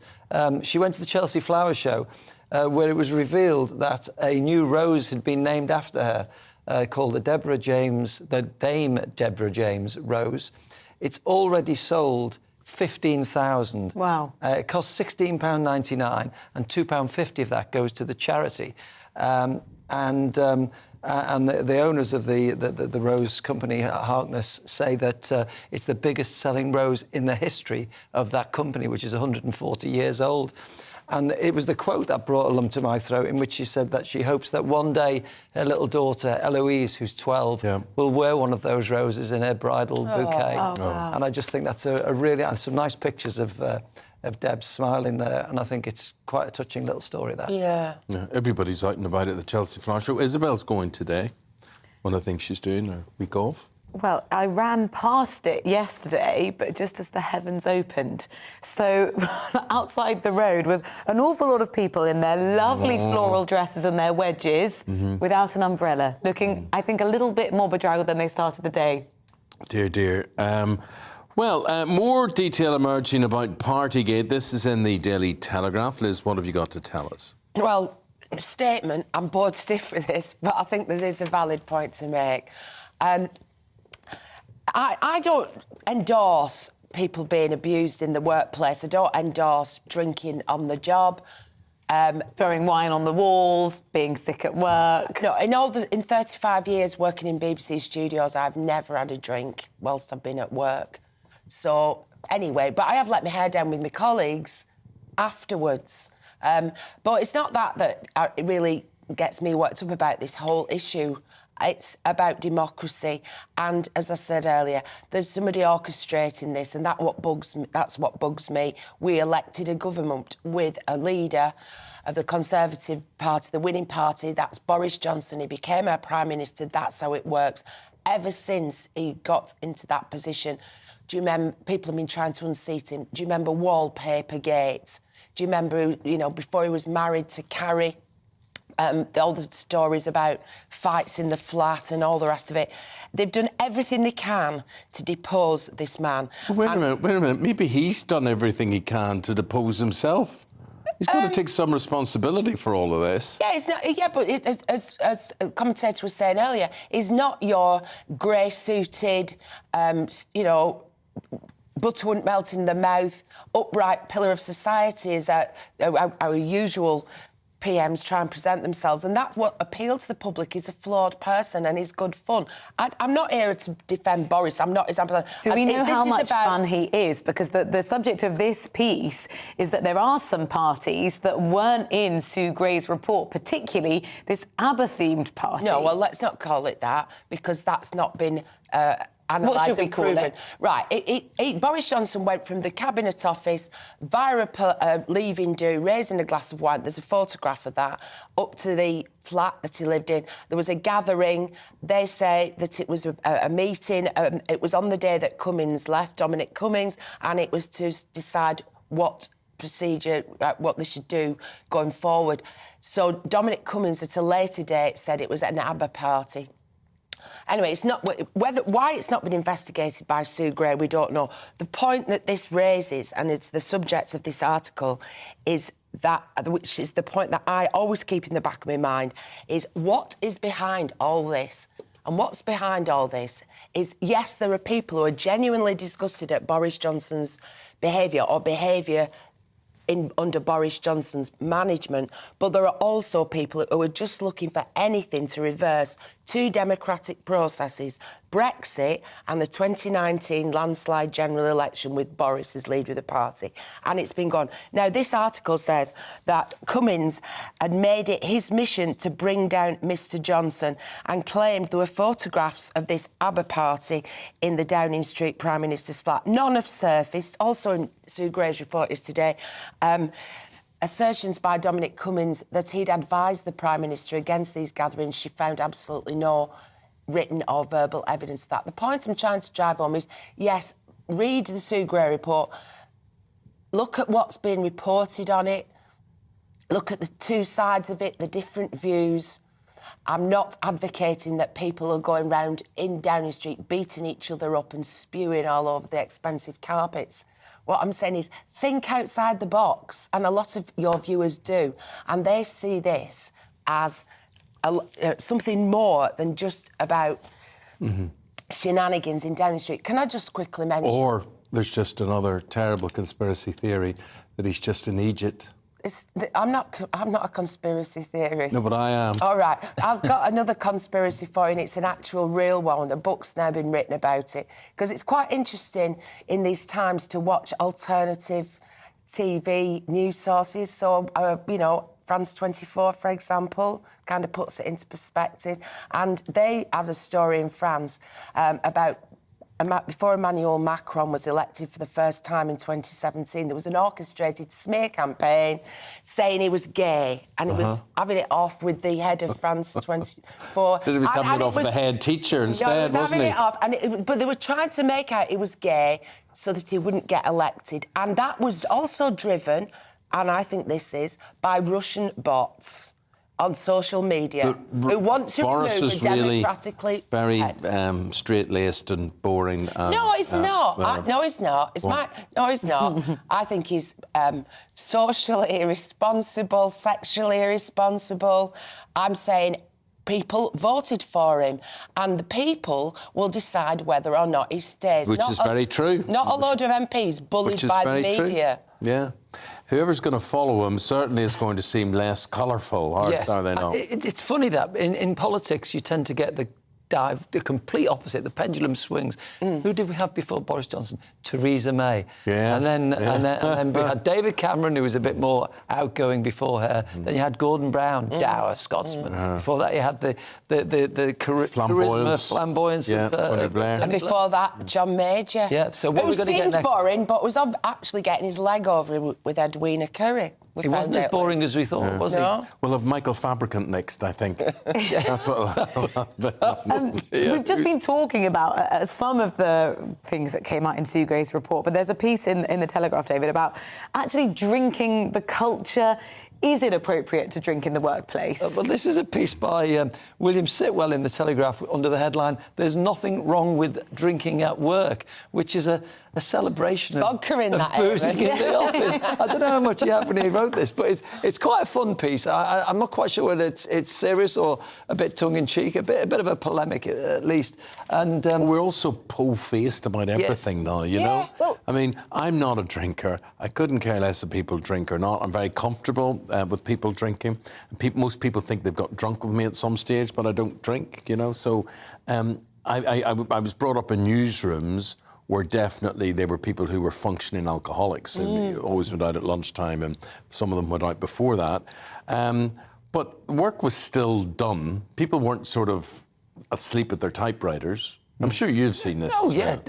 Fleet Street is full of drinkers. You could be more creative, I suppose. I think also that part of the reason was when we were out on the road in the old days before laptops, the only place you could write and get a telephone to file your copy was a pub. Good story. Used to go, the only place I can find telephones in the pub. I can tell you a great story about a pub once. We got a story about a vicar who'd won the pools. Yeah. And we knocked on, I think it was a priest actually, but we'd knocked on his door and he'd given us a quote. Said, I don't know what I'm going to do with it, but, I'll have a think. I'll pray to God. So we all go back to the pub to write up. Priest wins £1 million. And there was one among us who decided, I'm going back to the office, I'm not staying here drinking, and he goes back to the office. About an hour later, the priest comes into the pub and says, I've heard from God, he's told me to give it all away to charity, and that's what I'm going to do. So that then became a front-page story, and the one person who didn't get it was the goody two-shoes. So the lesson from that is stay in the pub. Yeah. So that's what we take home. This story, anyway, about Downing Street, it quotes the culture of drink over the years, including Churchill, of course, who President Roosevelt once said about he was probably the best Prime Minister England ever had, even if he was drunk half of the time. And then William Pitt the Younger, who in 1783 had a big penchant for, I think it was port and Madeira. He used to drink a lot of that. And he basically saying, well, look, we need a drink, and it's part and parcel of Except politics. in the Downing Street incident, we were led to believe by Sue Gray. I mean, there was projectile vomiting going on. And wasn't like there was a fight. Car wash where it was awful. But there was a fight as well, and I suppose what it leads to, and you can't tell me people weren't being amorous as well. Well, they were sitting on laps. That's what we heard. Oh, Not right. Yeah. No, sitting on laps. Not laptops. But there we go with that. Well, I've opened a few broom cupboards and found things other than cleaning. Probably shouldn't materials. reveal that at 10 to 8. But here we have, this is in the Daily Mail, and something that you're an expert about in terms of picking up a clothing bargain. Well, cost of living crisis merges here with sustainable lifestyles. All the adverts you get every day, and you can buy a dress for like £9, except it's going to be shipped in from China on a plane at the moment because big ports are shut because of COVID. But John Lewis has come up with its own scheme now. There have been previous ones, including one that was launched and funded on Dragon's Den, where you can hire clothes, especially children's clothes, because children grow so fast. Yeah. They don't get wear out. They're never worn out. Yeah. So now you're going to be able to pay a monthly subscription at John Lewis for which you get points, and then you can hire different items like a little girl's lovely sticky-out party frock for 7 points and things like that. And then you return it and it's washed, it's graded on its condition, and it goes out again. Well, the way you would at Moss Bros, whatever, if you're when you hire wedding dresses, don't you? So that's one idea. But I am the big advocate of the charity shop, giving and taking, because it's a two-way street. So, clear out, give it to the Red Cross or whatever. That can go to help people in Ukraine who've had to leave all the clothes in the wardrobe and evacuate. But also, it's such good fun treasure hunting, and I like to share my finds. And this one today, the producer said, please tell everybody how much your outfit cost today, Liz. So the whole outfit. What do you rather think? Fantastic shoes. Well, what would the retail price of that be? Do you think, before we guess what you paid for? What do you think, Rosie? I would say you probably spend about £80–100 on a dress like that. Yes. Oh, turn round. You drop your microphone, that's all right. So the dress was £6 and the shoes were £5 from Asda. Wow. I won't cock my leg up. I can't walk in them, but they do. So the whole outfit was £11, and it's all for charity. So, but the main thing, it's fun. It's fun. But in order to be able to get things like this, you have to give as well, else there's nothing for other people. It also depends where you are as to what kind of things you'll find in your charity shop. Oh, yeah, you have to go to the posh areas. And, well, that was a real success, that outfit. Yeah. This was in Saltburn in Teesside, North Yorkshire, quite posh. It's like the Hampstead of Teesside. So I knew I got another dress for £3, a handbag for £2, another dress which could be Versace. I might wear it next time I'm on for £7. Just amazing stuff. So yeah, this is a great scheme, and I think we should stop buying throwaway clothes because tons and tons of it goes into landfill every year. It used to get sent to, people might say rather patronisingly, used to get sent to Africa. Well, funny they don't you want should say it that. anymore. Oh, well, you say that. All my suits, and there are a lot of them down through the years. I have a friend who said to me, she knows somebody and they are supplying preachers and vicars in Africa. They need suits. so there's some very big preachers and vicars who are wearing my suits in Africa. Well, I remember my brother being in Rwanda, you know, during the genocide for the BBC. And what struck him, the horror of all this was a little kid, about 11, in a Manchester United Beckham top. You know, it just... all this stuff in bin liners going around. Well, anyway, they don't want a lot of it now. They don't want us dumping it. I'll tell you who wears from government who wears second-hand clothes a lot. Yeah. Michael Gove, the cabinet minister. Really? Oh, right. He goes into charity shops and he buys things like corduroy trousers and casual jackets from charity shops, and he told me that. Yeah. That is a bit of reporting we were definitely not expecting this morning. You're here for your insights. That's very good. Well, there's no shame in it, is there? I've got a friend who's really posh, and he buys all his shirts in charity shops, really good quality ones, top notch. Yeah. OK. Thank you very much to both of you. I've always wanted to know where you do get yellow corduroy trousers from, or red. Not that I'm going to wear them, but every time I see... Do you ever see men that wear yellow and red? What, Michael Portillo? Yes, yeah, he does. Well, there's a shop in Northampton. No, listen, that was very good. We'll talk about that the next time we're back. Right. Lovely. Because we're going to talk about the RAF, we're going to talk about flypasts, and we're going to show you this report from Cameron Walker about how the RAF is preparing for the Platinum Jubilee. Yeah, the RAF planes are going to fly over Buckingham Palace for the Queen's birthday parade flypast 1 week's time as part of the Platinum Jubilee. And Cameron went to find out, got a bit of a rare insight into how the military are preparing.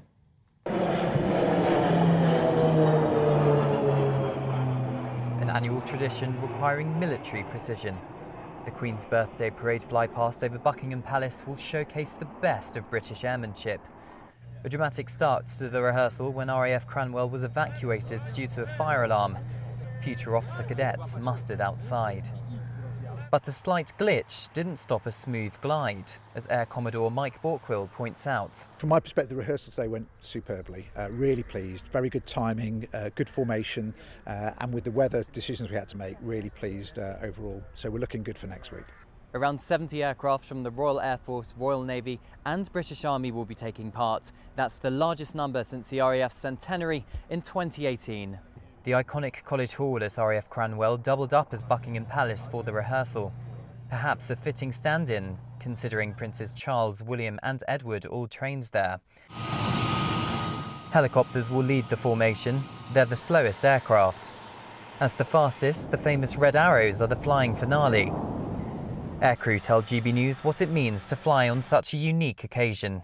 It's an absolute privilege, definitely a once-in-a-lifetime opportunity, and something I don't think we'll ever see again, so big honour for me to be selected to be part of the crew for this. It's probably one of the best jobs in the Army, I'd say. Get to fly on a regular basis, daily basis. Everyone was keen to be part of the flypast. Wings in the air will follow boots on the ground.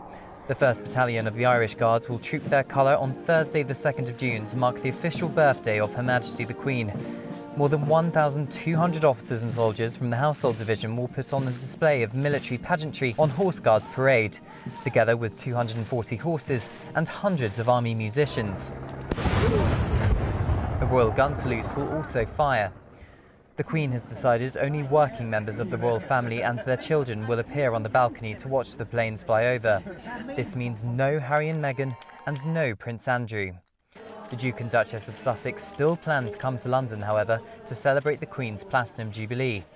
With several official events planned to celebrate Her Majesty's 70 years of service, perhaps palace aides are working hard behind the scenes to make sure nothing becomes an unwanted distraction. Cameron Walker, GB News, Lincolnshire. Thank you very much indeed, and we will be outside Buckingham Palace next week when the festivities kick off. Do stay with us. We've got lots more on the Chancellor's plans to try to mitigate the constantly rising cost of living. That's after the weather. Hello, a very good morning to you. I'm Aidan McGibbon. Mixed fortunes across the UK today. It will be breezy for all of us. There'll be rain in places, particularly central parts, but some brighter spells either side of that damp weather. The damp weather coming in from the Atlantic, a weather front stretching across Northern Ireland and then into southern Scotland, northern England and North Wales. That's where the dull and damp weather is first thing, but actually it's moving through, it's easing. So after a damp start for Northern Ireland, brighter skies with some showers follow. And for central and northern Scotland, a blustery day to come. Gales around exposed northern and northwestern coasts and further showers. Northern England, North Wales keep the rain into the afternoon, but even here, after some heavy rain early on, it does tend to ease. And further south, just to the south of that front, it's breezy, but it's bright with some sunshine and it's a little warmer. 22 Celsius for London, whilst it's mid-teens north of the rain for Northern England, Scotland and Northern Ireland. Now the cloud and rain through central areas sinks south and fizzles out overnight. Clearing skies then across much of England and Wales, and clear spells as well for Scotland and Northern Ireland, but it stays blustery in the north with further showers north of the central belt. Temperatures in the north, 8 or 9 Celsius, further south, 12 or 13 Celsius, particularly for those areas that are slow to clear the cloud. Parts of Cornwall could keep some cloud as we start off Friday. Otherwise, widespread sunny skies for England and Wales during Friday morning. Cloudier from, say, Cumbria northwards, and further showers north of the central belt once again with that keen breeze coming in from the northwest. That's going to make it feel cool, but where we've got the sunshine further south, a warm afternoon to come with temperatures reaching the high teens or low 20s. Plenty more fine weather to come this weekend as high pressure develops widely up and down the country. Sunny spells for most.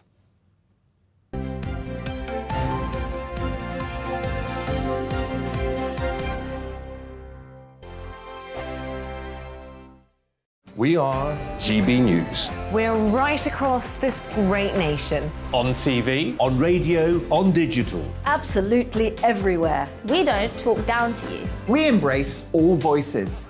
With honest and civilised conversation. We're not part of the establishment. We're one of you. And we're only getting started. Join us on GB News, The People's Channel. Britain's news channel. Every morning from 6 o'clock, we'll wake you up with GB News Breakfast with all the stories you didn't know from the night before. So whether it's serious news, entertainment, or your own views from all over our great nation, we're here to kick off your day with a smile. And the national media should be reflecting and reporting what's happening here. You will notice the northwestern accents. Whether you're with us on TV, radio, or online, every morning, it's breakfast from 6 a.m. Hope you can join us. Join us for Ministry of Offence, the comedy panel show that's just like the news, in that the left fights the right and it doesn't really seem to matter who wins. We cover the big stories. It was in fact a troop of baboons and not angry vegans. I like that. And the really important stories. Fat naked cow gets stuck in swimming pool. It's a headline in a lot of local newspapers. Yeah. We're on the same team, Nick. Yeah, but I'm just helping you. Join us for Ministry of Offence, Saturday nights, 8 o'clock on GB News. I'm Dan Wootton. Join me Monday to Thursday from 9 to 11 for the feistiest and most fun news debate on TV, where free speech reigns. I'll bring you a sharp take on the day's biggest stories, bombshell newsmaker interviews, and A-list guests. And I guarantee you, no spin, no bias, no censorship, and no reason to go to bed. That's Dan Wootton tonight, Monday to Thursdays from 9 on GB News.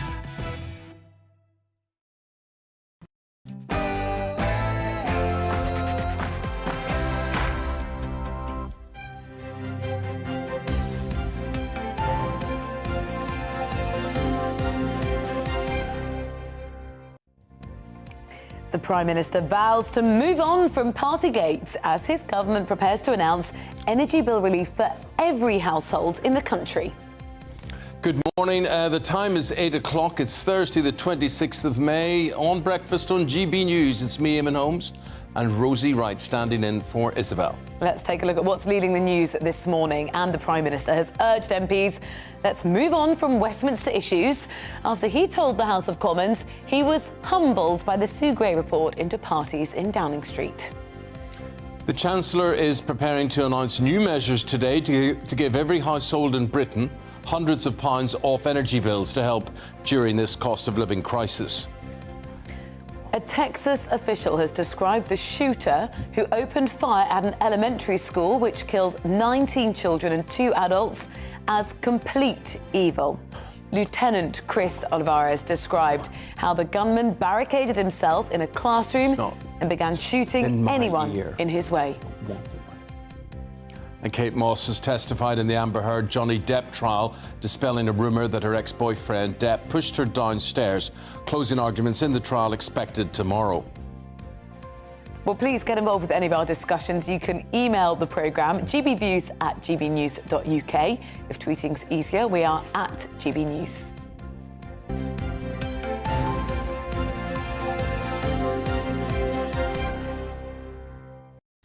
Top story this morning. Prime Minister said he takes full responsibility for Partygate, but he urges his MPs to move on from Westminster issues. Well, it's all about tackling the cost of living crisis instead. The Chancellor is preparing today to announce plans to give every household in the country hundreds of pounds off their energy bills. Remember, those bills are, though, going to really rise. Government sources have indicated that relief could be as much as £400 each, costing a total of £10 billion to the Exchequer. Well, at a press conference yesterday, after the release of the Sue Gray report, the Prime Minister vowed to deliver on the priorities of the British people. Our political correspondent Tom Harwood was there and asked Boris Johnson about his plans to actually tackle the cost of living crisis. On another issue that really does affect people up and down the country, real wages are projected to be lower in 2026 than they were in 2008.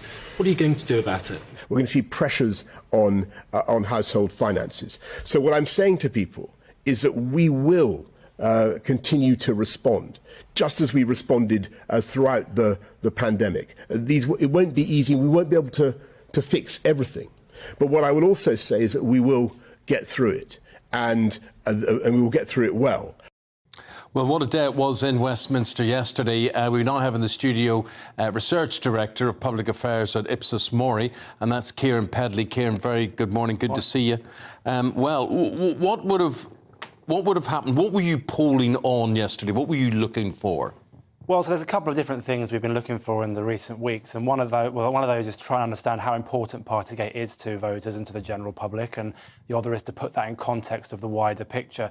And I think the first thing to say, as Sue Gray publishes her report, is that this is damaging for Boris Johnson. This has been damaging for the Conservatives. Right now, we find that the Labour Party are 6 points ahead in the polls, and 55% of voters think that the Conservatives should change their leader before the next general election. And that's not all to do with Partygate, that's not all to do with Sue Gray, but this is a damaging story, and the more it's in the media, the worse that is for Boris Johnson.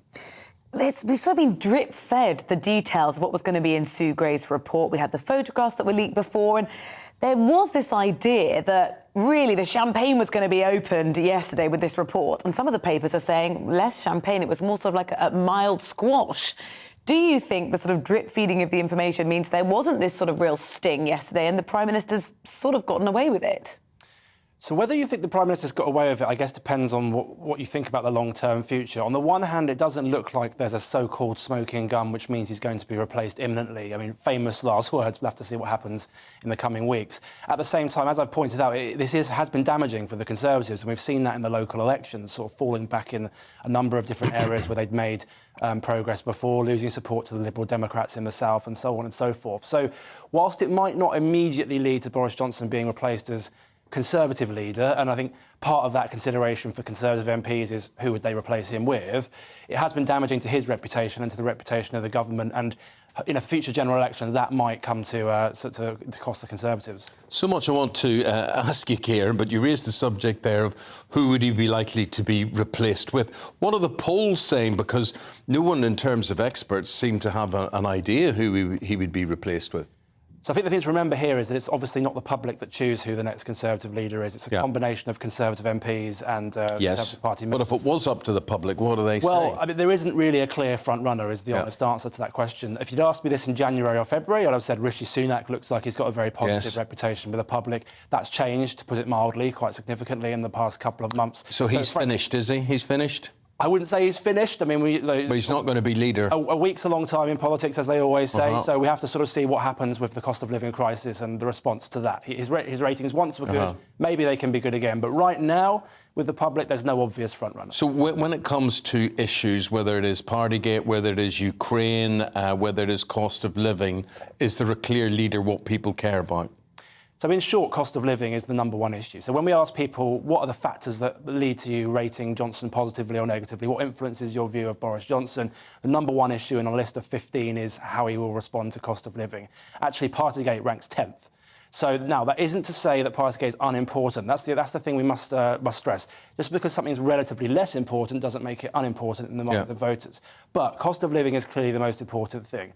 Our Ipsos Issues Index tracks what people think is most important for the country, and inflation and rising prices are at a 40-year high. So frankly, when it comes to the next election, people are looking ahead. It's not that far away. What the Conservatives and Labour have to offer solutions to the public in terms of how they're going to deal with that.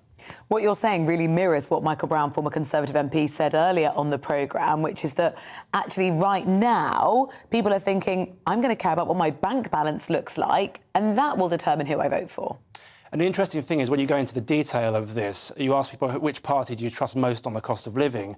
37% pick Labour and 22% pick the Conservatives, which obviously would look worrying for the government. At the same time, when you ask who you trust most to grow the economy, people are more likely to trust the Conservatives by a 9-point margin. I think what you can start to see there is the framing of an argument that will take place at the next election when it comes. On the one hand, Labour will say, we'll support you more on the cost of living, we'll help you with your bills. But on the other hand, the Conservatives will probably say, well, we'll grow the economy and we'll deal with inflation. And who the public trust or which argument they buy most, I suppose, will be decisive. What it shows is the lesson that you would have thought Rishi Sunak should have known in advance, which was, who cares? The public are looking for caring. Who's going to put an arm around them there? And he had his chance with the spring statement and he didn't do it. He wasn't seen to do it. Yeah, being in touch with the concerns of people is very important, and that's typically a sort of brand strength, to use that phrase, of the Labour Party. At the same time, where the Labour Party often struggles is being seen as making the tough decisions or being credible in terms of how they manage the economy. And again, that's going to be the battle lines for the next general election. Rishi Sunak was a core brand strength of the Conservatives through the pandemic. He was seen as responding well to that. That's no longer the case when it comes to cost of living. But of course, he's about to announce this package of measures in the coming days. And we'll see how they land. Just really quickly, earlier we were hearing this sort of narrative that Labour have been pushing for the windfall tax, which is why the Conservatives have been maybe a little bit hesitant to introduce it. Do the public actually care about whose idea it was first? It's an interesting question. I don't necessarily think so. I think windfall taxes tend to be quite popular because ultimately, from a public perspective, it's big business paying it. It seems like almost a victimless crime, if that's the right phrase. They think business can afford it. When we ask people who do you blame for the cost of living crisis, one of the supposed culprits with the public is businesses making excessive profits. So it's not surprising that that's popular. But I guess we'll have to see what the solutions are at the next election from both parties. Kieran, fascinating. Thank you very much indeed for all that info on those trends. Appreciate that. Thank you very much indeed. We'd like to say here, we are your channel, we are the people's channel, and that's what we want to do. We want to hear your views on things that are happening in the news. Right, so what we're going to do now is to speak to GB News viewer and listener, Stephen Warden. Stephen's in Leicestershire this morning. Stephen, of all that we're talking about, and good morning to you, what's important to you? What do you want to say and get off your chest? Morning, Eamonn. Morning, Rosie. Well, there's a whole catalogue of situations going on in the country at the moment. Top of the agenda, of course, is the cost of living and Boris Johnson's debacle at number 10 Downing Street. Having read Sue Gray's report, it's patently obvious to me that under the leadership of Boris Johnson, the current Prime Minister, number 10 Downing Street's been taken to a new low in history of this country. And that's sad because it had world-renowned status for sensible decision-making. And I think that at the moment is not the case, unfortunately. I don't think Boris Johnson's going to change. Leopards and Spots comes to mind with characters like the Prime Minister. But Steve, now this country is going to have the Prime Minister that it prepares to accept.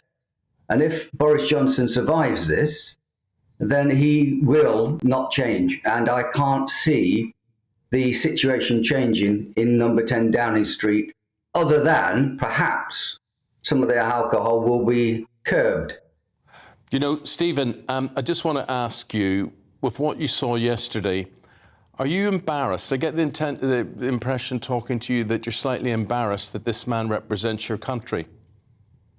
Oh, I'm certainly embarrassed, and I say that for this reason. I voted for Boris. I was an ardent Boris Johnson supporter through Brexit and going for his premiership, and I voted for the man. So I bear a small part of responsibility for putting that man in office. So yes, I personally am embarrassed. Now, I'm one of those horrible creatures in politics called a floating voter. I'm not attached to any particular party. I go with the flow at the time when the time comes for me to put cross on paper. See who comes out with the best ideas for the country at the time. But for Boris, he was the one for me at the time of Brexit that righted a big wrong. And that big wrong was under Ted Heath, when he took us into what he claimed was no more than a common market, when he full well knew that it was going to be a political union and our sovereignty was going to be called into question. So Boris gave me the chance to rectify that, because I, unfortunately, am old enough to have taken part in the original referendum in the early 70s. Stephen, but now, seeing how Mr. Johnson... Sorry, Rosie. We've been talking a little bit about the personality of the Prime Minister. Were you surprised by the findings of Sue Gray's report, or did you expect this kind of behaviour from him? No, I did not expect the level of behaviour. Now, he's well known for his, as it's been characterised on TV, loose connection with fact and the truth, and his chaotic lifestyle. And that came out with a Peppa Pig discussion in front of the cameras. And that was cringeworthy, that Peppa Pig episode. And it really just does illustrate the sort of leader we have at the moment. And I understand people saying, look, we've got crises in the world with Ukraine and the cost of living and other issues in the country. And to change leader now would be the wrong thing to do. My perspective is to keep the leader we have now would be definitely the wrong thing to do, because he is not the sort of man, it transpires, who can lead this country out of a problem. He seems to respond to public pressure via the media. He doesn't initiate thoughts. He waits for the public to make an outcry and then responds to it. And Rishi Sunak seems to be of the same mould.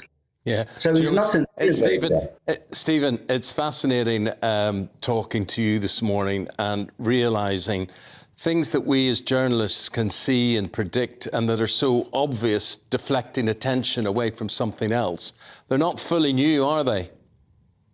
Oh, absolutely. No, I'm afraid I'm wise in the tooth and been around the world a few times, metaphorically speaking. So no, they're not fooling me. And believe me, they're not fooling a lot of people out here in society. I walk in different circles, some social, some professional, and they're not fooling a lot of people. I was listening to Liz Kershaw earlier on, and she takes a very interesting, diametrically opposed view to myself. Liz sounds like an apologist for the Prime Minister. I'm sure she's not, but she sounds like it at the moment. And we need people like that who are taking an opposing view to us, because for those of us who are thinkers, it makes us stop and reimagine our own position. Are we taking a fair view? Is it a balanced view? Are we just using internal prejudices to bash somebody unfairly? So we need people like Liz Kershaw to have these fringe views. But believe me, from where I sit in the East Midlands, in Leicestershire, Liz Kershaw's view is not a common one. But we do need the Liz Kershaws of the world. OK, from the East Midlands in Leicestershire there. Thank you very much indeed. That was Stephen Warden. Stephen, we just appreciate you getting in touch with us. It's lovely to have you on, and I hope people see you talk and they fancy getting on the show as well, because that's what we want to be about. Thank you very much indeed for watching and listening. Thank you. No, it's 60 Thank you for listening. Thank you, yes. We've been speaking all day and reporting about the fact that the government are going to announce a multi-billion-pound plan in an effort to try and tackle the rising cost of living. So what can we actually expect from the new package of measures? OK, well, let's find out from economics commentator Laurie Laird on this one today. What do you think we're going to hear? Good morning, Eamon. Good morning, Rosie. I think that we already know what we're going to hear. I mean, this government has such a reputation for telling us what we're going to hear before we actually hear it. But I don't think it's going to be anything particularly exciting. This has been billed as such a big deal. But remember, this package was meant to come in August, right? Rishi Sunak has said, yes, we understand that the cost of living is going to hurt people. We're going to help them out, but we'll help them out somewhere down the road. And it's, I hate to be a cynic, but I've been a journalist for a very long time. The timing of this package after the Sue Gray report, I don't know, I'm a little bit cynical here. What do you guys think about that? Well, maybe we just take the package for what it is. It's going to help. Is it going to help enough? Well, I mean, let's look at who we think it's going to help, and a lot of it has been leaked. We'll start with there will be a windfall tax. I don't think that's negotiable right now, although I've seen some government ministers this morning saying we don't agree with Labour's proposal for a windfall tax, but there's sort of an ellipse there, ... Not quite clear how they're going to say they're not stealing Labour's clothes here. It looks like the centerpiece will be an extension of this break that we were meant to get on our fuel bills come October. Remember, Rishi Sunak announced this a couple of months ago. Come October, we'll get a one-off £200 discount on our heating bills, although that will be repaid over 5 years in £40 installments. It looks like what will happen is that will be increased, possibly even doubled, and it'll be a grant. It won't be a loan. We won't have to repay it. The thing that's crucial here, though, is this looks like it will be universal.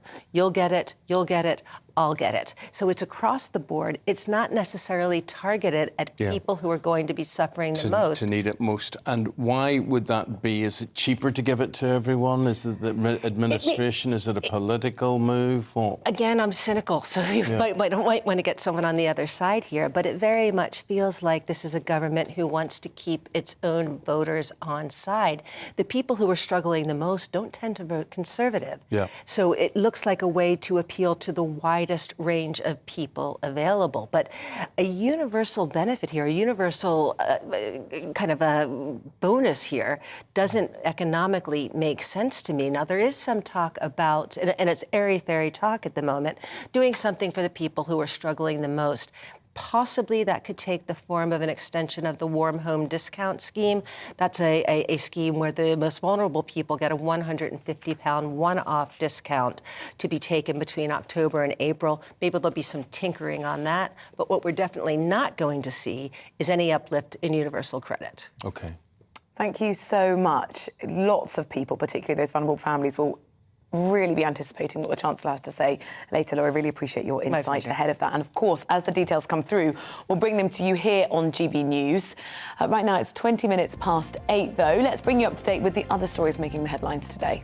The offshore energy industries warned the Chancellor that a windfall tax could do long-term damage to the oil and gas industry.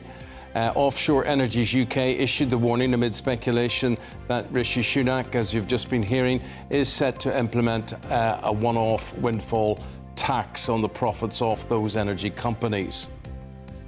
The Texas gunman who murdered 19 children and 2 teachers posted an online message warning that he was going to shoot up a school minutes before the attack. It's 18-year-old Salvador Ramos, who was then shot and killed by authorities at Robb Elementary School in Uvalde. President Joe Biden will visit Texas in the coming days to talk to families of victims. Johnny Depp has once again denied what he calls outlandish and outrageous claims of abuse brought by his former partner Amber Heard. Returning to the stand in his American defamation trial, the actor said he has never physically abused anyone. This comes after his ex-partner Kate Moss defended Mr. Depp, claiming she was never pushed downstairs by him.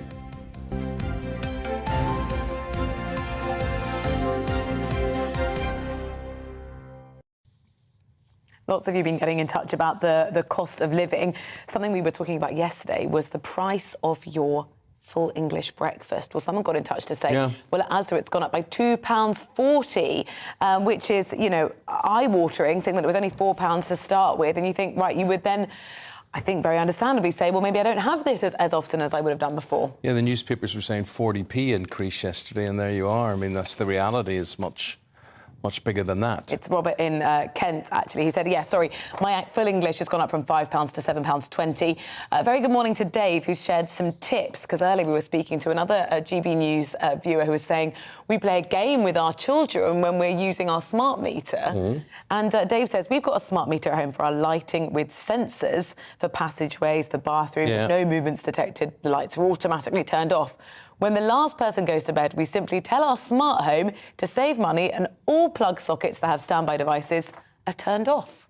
Well, very good. That's very efficient. Yes, they call some of the kitchen appliances that we used vampire devices, because if you keep your microwave or your radio plugged in when you're not using it's just sucking up energy. It is. So you've got to turn it off or even better, unplug it. Talking about sucking up energy, part of my, you see me shuffling about here because I sit in the most uncomfortable stool for 3.5 hours here, and so I've got this problem with my back and sciatic nerve, and someone recommended me to get the circulation flowing around your body, that you should become more like a hedgehog. This is me last night. This is my treatments last night. Oh, so my gosh, this is what's called cupping, right? Cupping. Now, the thing is, the guy, James, who does it on me, he's my physio, and James did that, and then he went home. And he left me. Like what? So you had to take them off yourself? I couldn't get them off. I had to sleep on my front all night. It looks like it's actually a bit painful. I made that up. Of course. Does it hurt? Yeah, it leaves big bruises. I mean, does it help? No, but just to say to you, you know, obviously, in your time, I'm sure someone has sunk their teeth into you in a romantic way. No, we were talking about this earlier, and I said absolutely no. So, Rosie, you're telling me you're denying that ever happened to you? Absolutely, I'm denying that that's ever happened. I'm also, I can confirm... Do you feel you haven't lived without that vampire... Maybe I'm so boring.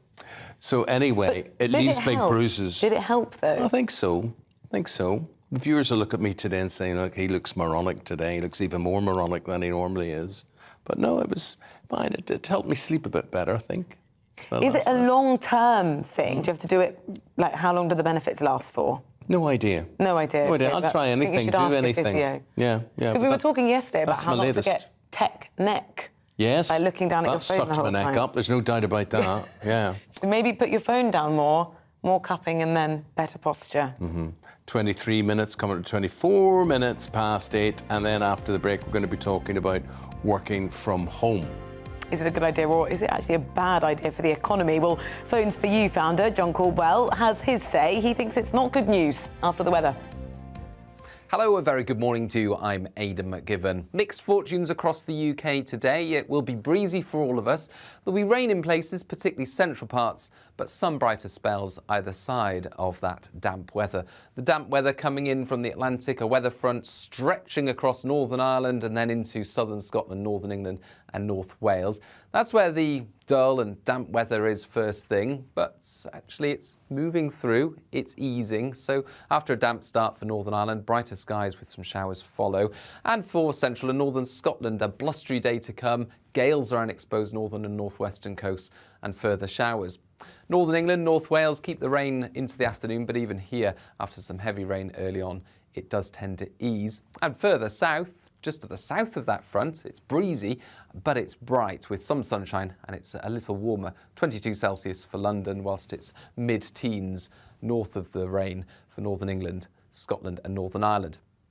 Now, the cloud and rain through central areas sinks south and fizzles out overnight. Clearing skies then across much of England and Wales, and clear spells as well for Scotland and Northern Ireland, but it stays blustery in the north with further showers north of the central belt.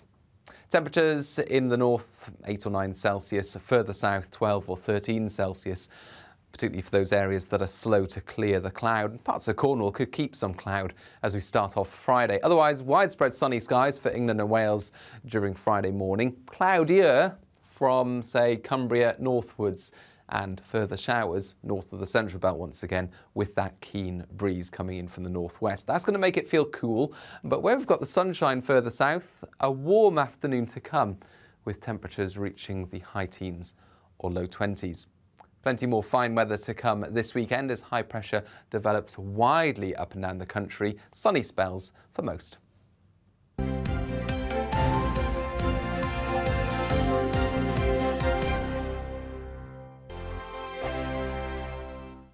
We are GB News. We're right across this great nation. On TV, on radio, on digital. Absolutely everywhere. We don't talk down to you. We embrace all voices. With honest and civilised conversation. We're not part of the establishment. We're one of you. And we're only getting started. Join us on GB News, The People's Channel. Britain's news channel. Every morning from 6 o'clock, we'll wake you up with GB News Breakfast with all the stories you didn't know from the night before. So whether it's serious news, entertainment, or your own views from all over our great nation, we're here to kick off your day with a smile. And the national media should be reflecting and reporting what's happening here. You will notice the northwestern accents. Whether you're with us on TV, radio, or online, every morning, it's breakfast from 6 a.m. Hope you can join us.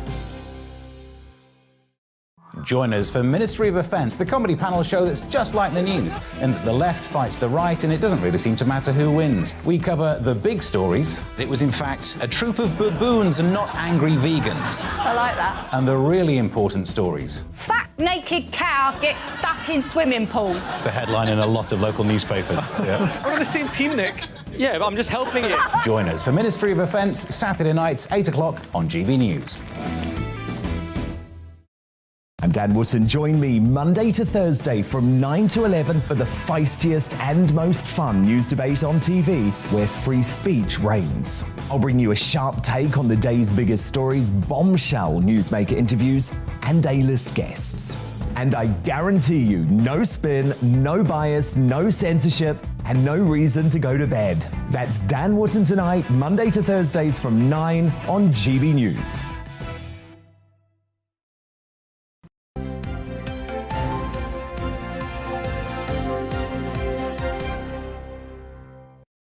It's coming up to 8:30. Welcome back to Breakfast on GB News. Still to come on the programme, she is the former breakfast presenter turned I'm a Celebrity campmate. So what is next for Louise Minchin? She joins us live in 15 minutes to tell us more.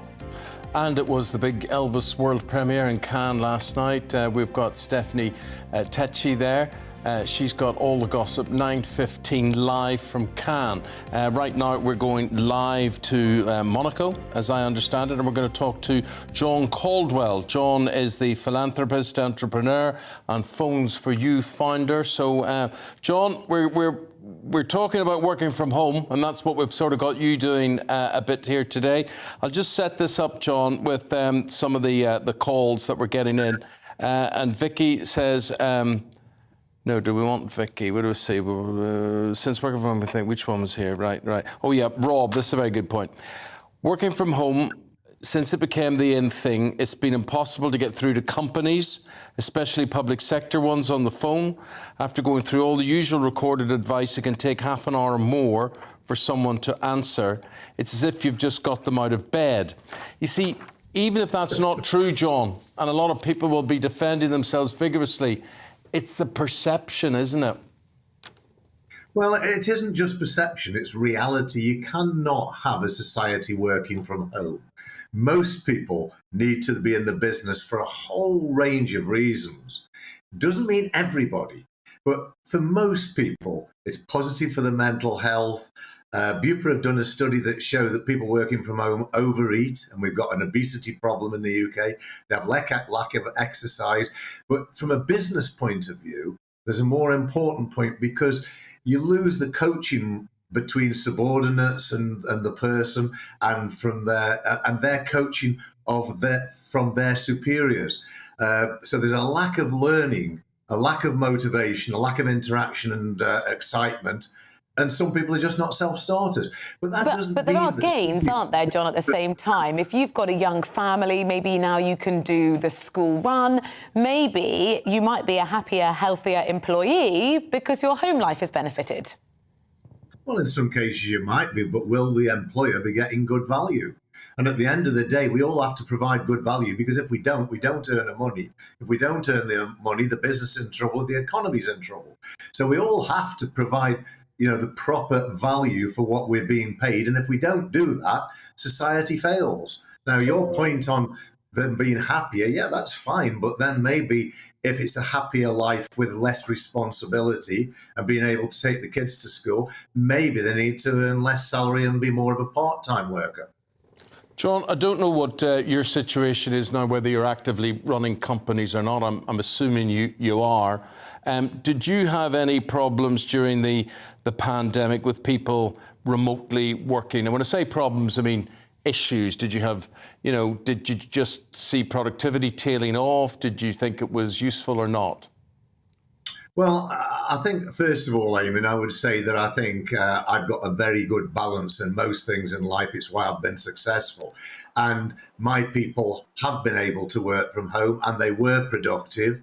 But that's not right for everybody, and nor is it right for my office in the majority of occasions. We need that dynamic, lively environment, but we can work from home on occasions, and certainly some people could work from home all the time, So this is not a situation where nobody can ever work from home.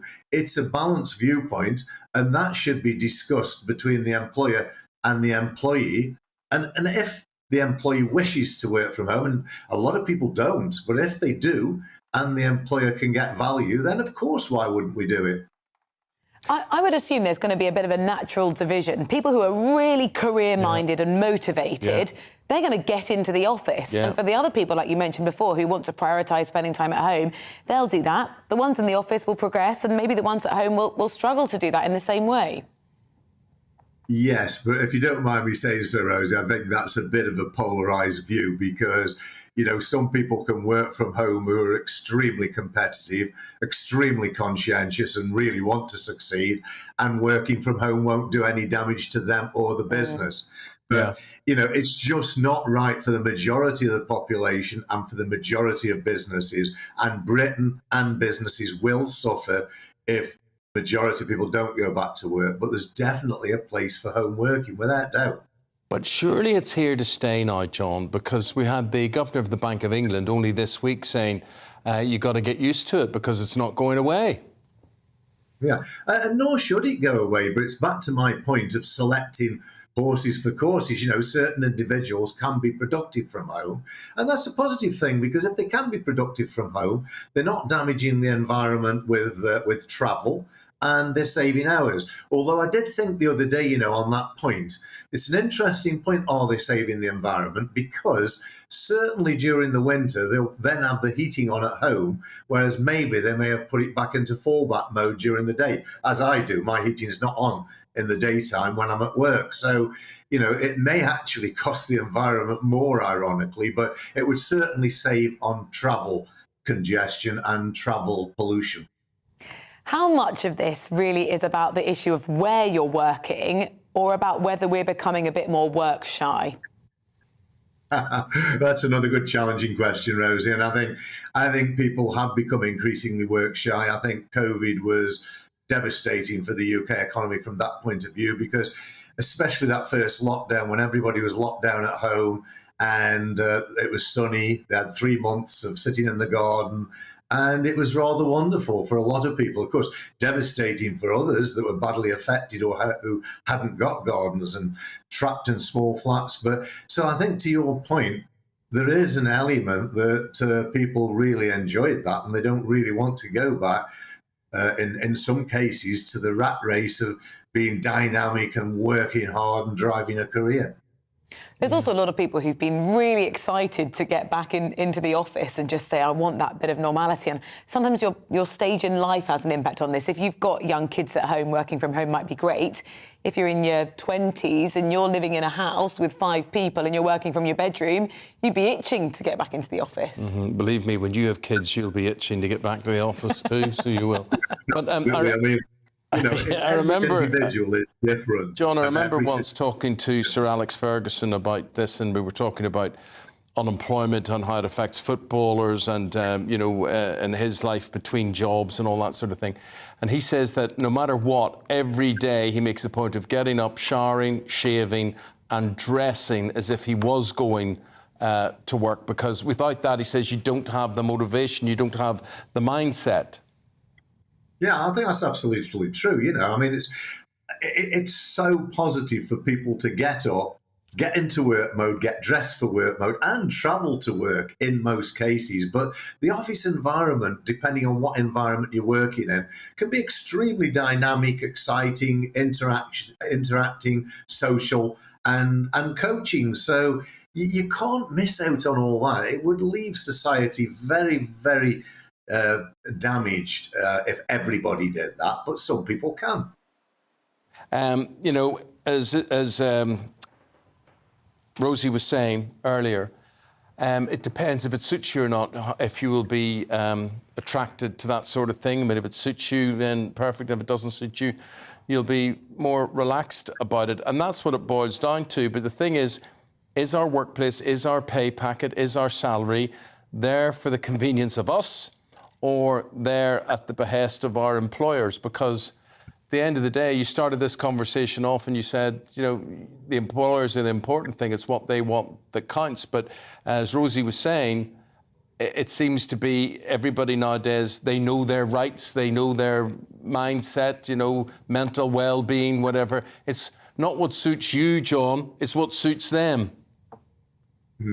Well, there is a growing attitude of that for sure, but let's not saddle the whole British nation with that tag, because there's a huge amount of very diligent, very conscientious, hard-working people out there, and it's why Britain over the decades is very, very successful overall. So we shouldn't tag everybody with that. But of course, there are some people that it applies to. And I've had many employees working for me that needed motivation.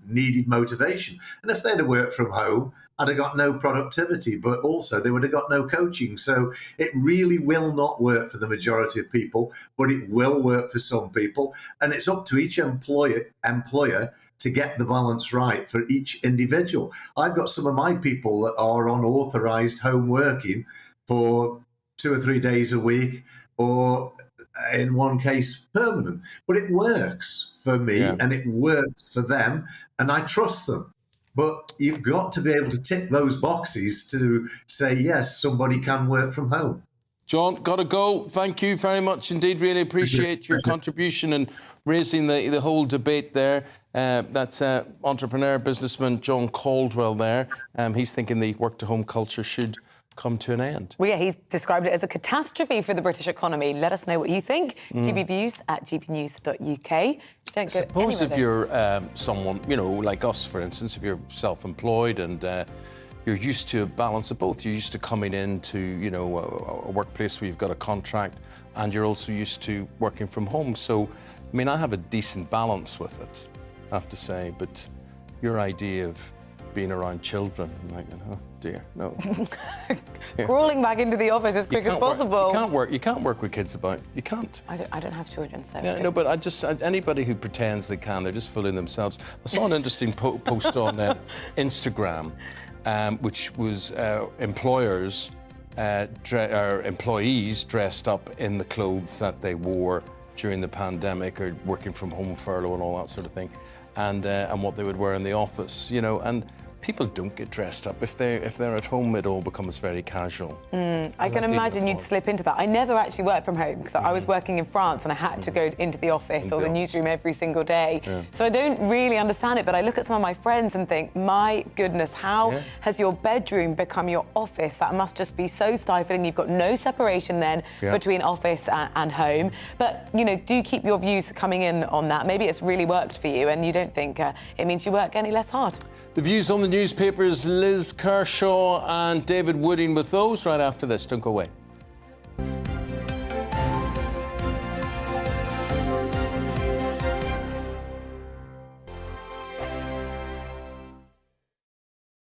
We are GB News. We're right across this great nation. On TV, on radio, on digital. Absolutely everywhere. We don't talk down to you. We embrace all voices.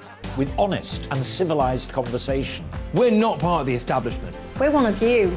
And we're only getting started. Join us on GB News, The People's Channel. Britain's news channel. Every morning from 6 o'clock, we'll wake you up with GB News Breakfast with all the stories you didn't know from the night before. So whether it's serious news, entertainment, or your own views from all over our great nation, we're here to kick off your day with a smile. And the national media should be reflecting and reporting what's happening here. You will notice the northwestern accents. Whether you're with us on TV, radio, or online, every morning, it's breakfast from 6 a.m. Hope you can join us.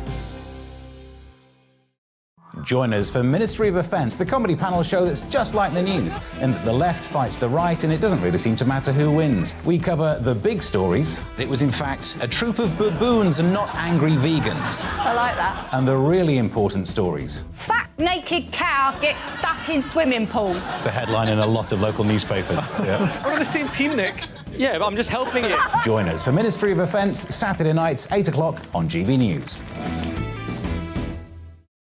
I'm Dan Wootton. Join me Monday to Thursday from 9 to 11 for the feistiest and most fun news debate on TV, where free speech reigns. I'll bring you a sharp take on the day's biggest stories, bombshell newsmaker interviews, and A-list guests.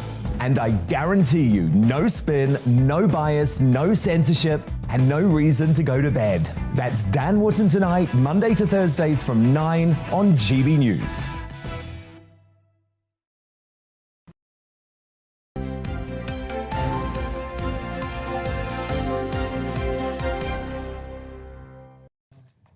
Welcome back. We're going through the papers again. And joining us at our big long table today, the political editor for The Sun on Sunday, Mr. David Wooding. And he's joined by broadcaster Liz Kershaw on this as well. Let's turn our attention to this really difficult story that we've been trying to process, Liz. What's happened in the US? And we heard earlier a little bit about trying to get into the mindset of someone. This is the Texas shooter who killed 19 children, 2 teachers. More details are emerging. Joe Biden's said, but these feel like empty words, and he says, we're going to confront the gun lobby. This can never happen again. Well, I heard a figure the other day, which was said at the time, the other day, is out of date. 90 million guns in the hands of private individuals in the United States. That's, you know, a hell of a lot of ammunition. And I think the senator was so moving when he spoke immediately after the incident, the senator for Connecticut, and he was saying, what are we going to do? What are we going to do? And he said, this is the only country in the world where these incidents occur. So they're all over the world now. You'll have young men, particularly, who were isolated, don't mix socially, don't have friends, and they're playing war games on video, on the computers. The difference is in the United States, if they do decide to take out a grudge, you can get tooled up and you can go into a school with an automatic weapon. How do you stop those being available? Well, all I can say is I heard a very depressing interview immediately after the shooting with a woman who was working in a meat packing factory across the road from the elementary school. And she was asked by the anchorman on another news channel, so what do we do about guns? Do you believe in gun control? And she said, hell no. we got to have guns to defend ourselves, else it'll be just like Ukraine. You've got to be able to take out your arms and defend yourself. It's a vicious circle, isn't it? People are frightened, so they're selling more guns. In fact, there are actually ammunition shortages in places like Walmart now in the States. You can't buy bullets, they're off the shelves, because people are getting frightened, they're getting armed. So then there's an attack, so then they feel they have to get more armed, and then more people have access to guns, and there's more. I don't see how you do break the circle. We were talking earlier about the taxes on fuel and petrol and diesel, and how it's prohibitive here. Maybe that's the answer for the Americans. Stick so many taxes on these guns that nobody can afford them. I like the idea, except, you know, when Liz pointed out the amount, what was the amount of guns floating about? Well, 90 million was this figure, but it has to be updated. Sort of think it's gone too far, hasn't it? Yeah, most ordinary, decent homeowners, a lot of people I've heard of, or people I know have told me about, they're just ordinary families, but they have a cupboard and they have at least a handgun in it in case of intruders. So they are being defensive. Yeah. But if you're not going to get the support of the general public to ban guns if people are scared. It's just a different mindset there. But it's terrible. I can't imagine sending, it's a cliche of the last few days, said so many times, sending your child to school or taking your child to school, and now they've got these airport-style security gates to go through and bars on the windows and security guards on the doors just to go to primary school. Awful. Yeah. Right, let's talk about other matters, not all of them too serious. And David, we turn to the Star here. This is page 20, and there's a young woman here called Zoe, and she has an addiction. Tell people what her addiction is. She's addicted to cheese and onion crisp butties. Ooh. No, she's not. This story, I read this story before some years ago. I'm sure this is the one I read. Since the age of 2, and she's now 25, she's been eating cheese and onion crisp butties for lunch and for dinner. That's all she eats. She doesn't like anything else. Her breath must be lovely. Who are her parents? Because someone facilitated that habit. Well, yes, she's got, finally she's had health problems. There's a surprise, and she's gone to see a hypnotist she was sent to a hypnotist after being diagnosed as having, you won't be surprised by this, addictive and restrictive food intake disorder. Yes, tell me about it. And anyway, they've cured her addiction or her obsession with crisp butties, and she's now eaten strawberries for the first time, says, can't believe the flavour.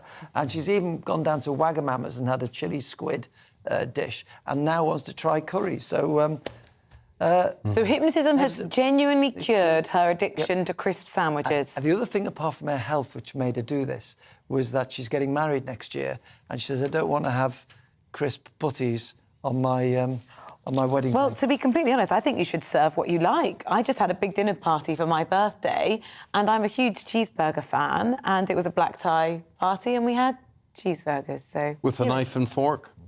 Well, actually, I cut up the cheeseburgers to make them into little canapes, and then I put little flags on top so people could just take it. Okay, very good. Well, you're not old enough, but David, Eamonn and I are old enough to remember when there was no such thing as cheese and onion crisps. There were salted crisps. Yeah. And then different flavours came out, and it was all exciting. And smoky bacon, prawn cocktail. Yeah, and you had your little blue bag of salt to go on it. And a handful of gravel. There's one couple who've had, Liz, 60 years to work out what they might serve their wedding guests. Oh, yeah. Well, this is. There's hope for us all. They met in 1956. They didn't get married. And then they married different people. They're now 89 and 90. They did get together and they had 2 children together. And just this week they've got married at the age of 89. Well, congratulations to them. That's so romantic. Yeah. Hey. That is very romantic. Yeah. 60 years after they first met, they decided they'd actually go down the aisle. That's go. what a celebration that would have been. It's all going well until then. Right, so maybe I just want to talk about, we've talked about food. Let's talk about breastfeeding, Liz. This is in The Sun, page 28. Yeah, I read a story yesterday in the paper about a man. I'm going to leave that because it takes too long to explain and I'll just get And it's abused. not like you to take too long to explain. As David Wooding was saying to me. Me with my fringe views. Can I just say on that, I live in the East Midlands as well, and I don't think my views are fringe. Perhaps he didn't quite understand the point I was trying to make. Anyway, yeah, if you sit there for hours on end getting sore nipples and breastfeeding, it's all worthwhile because your children are going to be more clever, and they're going to do better at school, especially by the age of 14, this new report says, which is, heartwarming because it is a labour of love. Yeah, if you can do it. Breastfed tots. Brighter at 14, better cognitive skills. You should aim, according to NHS guidance, to do it for 6 months.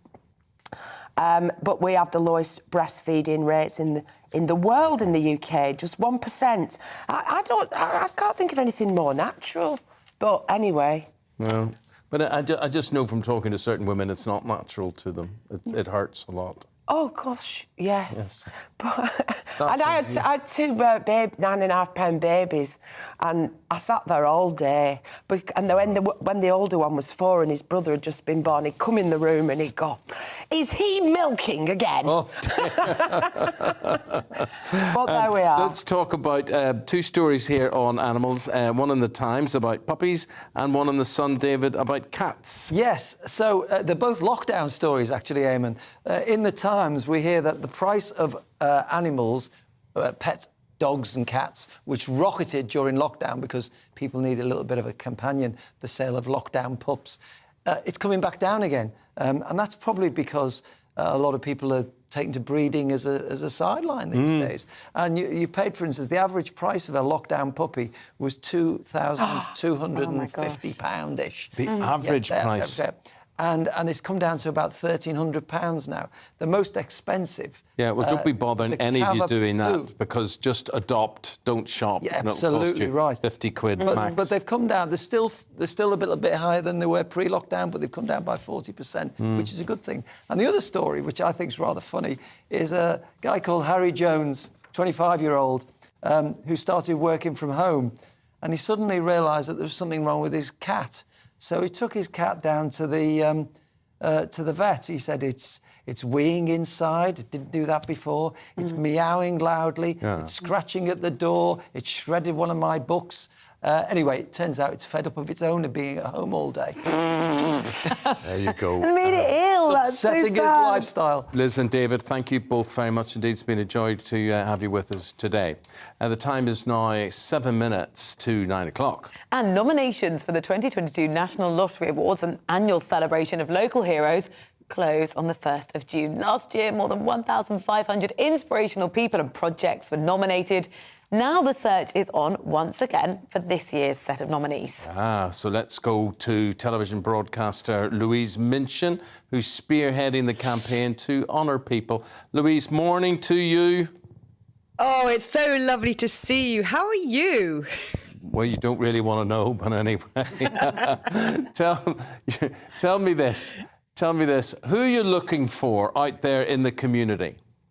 What we are looking for is local heroes, ordinary people who are doing extraordinary things. And wherever you live, whatever community you live near or wherever you are, there will be someone who's got national lottery funding who is changing the way things they are done. They might be, I don't know, they might be working in a local sports club, but it's your money. £30 million a week is raised by the National Lottery. It goes to good causes all over the UK.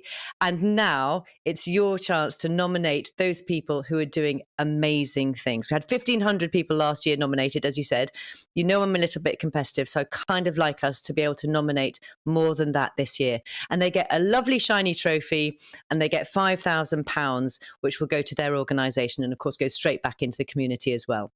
Well, that's nice. I like a lot that you've said about that. I also like the word community. Have you been made more aware of what a community is and the benefits of it since you got involved in this? Oh, absolutely. I mean, I think we all have actually over the last 2 years become much more aware of the people we live around and our own communities. And where I live, everybody was incredibly supportive.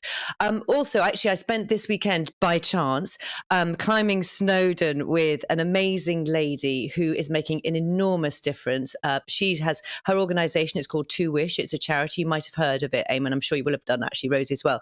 It's run by a lady called Rhiannon Mannings.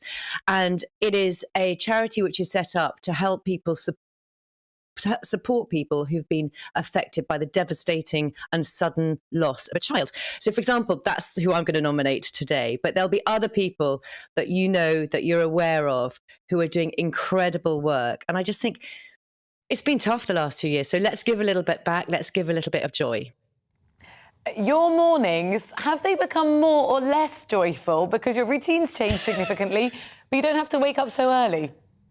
What do you think, Rosie? What do you think? When I woke up this morning to talk about the National Lottery Awards, I woke up at 7 and I was like, oh gosh, this feels like so early. And then I reminded myself, like you two, I used to get up at 3:40. So yeah, they're much more relaxed. I shouldn't say it's a joy telling you to, but yeah, it's changed my life. I'm sleeping a lot more than I used to. I think that might have had something to do with climbing Snowdon myself. I think that might affect us. Yeah, well, but then you're just superhuman with all of that thing. So people, if they want to nominate someone in their community, how do they actually do that, Louise? It's really straightforward. I'm not going to read out the whole website because I want you all to get it right. So it's Lottery Good Causes. Go there, go to the National Lottery, look up Good Causes, and then it's a simple form. You fill it out and it can be for a person. And I love the personal, I really do. Or it can be a project as well. And then you've got 1 week to do it. And then the winners will be announced later on this year. We look forward to that. Glad to see you looking so fit and well. And it's and lovely happy. to see you too. Yeah, sorry to get you up out of bed so early today when you're not used to it. It's a lie-in, isn't it? It is weird. Louise Minchin, thank you very much indeed. Lovely talking to you. Right, don't go anywhere. In the next half an hour, we're going to be live from Cannes. It was quite gloomy there yesterday, so I hope it's brightened up a little bit. But to get all the It comes gossip, alive at night. All the red carpets and the lights and the doesn't flash work bulbs hugely well for us. and the glamour and all that sort of thing. But we're going to get the gossip because it was the Elvis premiere last night, so we'll find out more after this. Hello, I'm Michelle Dewberry and you can join me every weekday 6 till 7 on Jubes and Kerr. Me and my panel will get stuck right into the day's events and I can tell you, in fact, I can warn you, expect some robust debates, some strong opinions and perspectives from both sides of the fence. It's about you at home as well. I love to read out all of your comments, or at least as many as I can. So join me, Michelle Dewberry, Monday to Friday, 6 till 7 on Jubes and Kerr.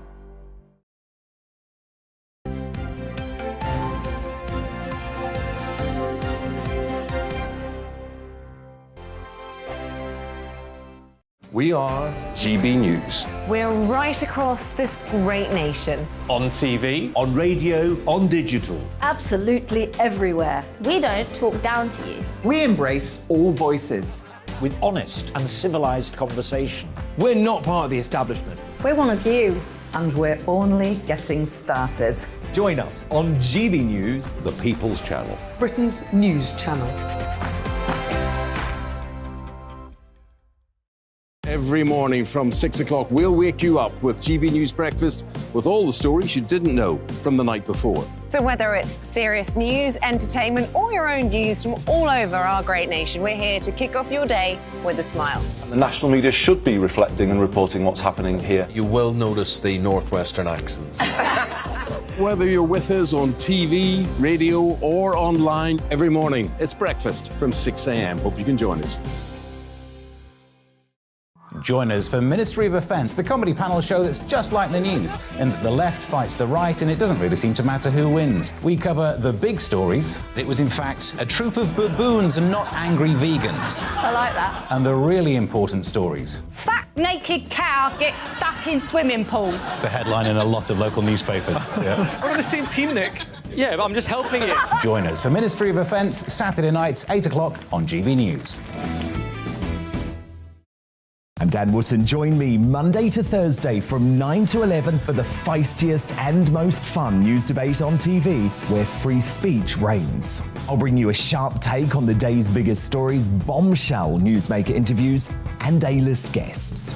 And I guarantee you, no spin, no bias, no censorship, and no reason to go to bed. That's Dan Wootton tonight, Monday to Thursdays from 9 on GB News.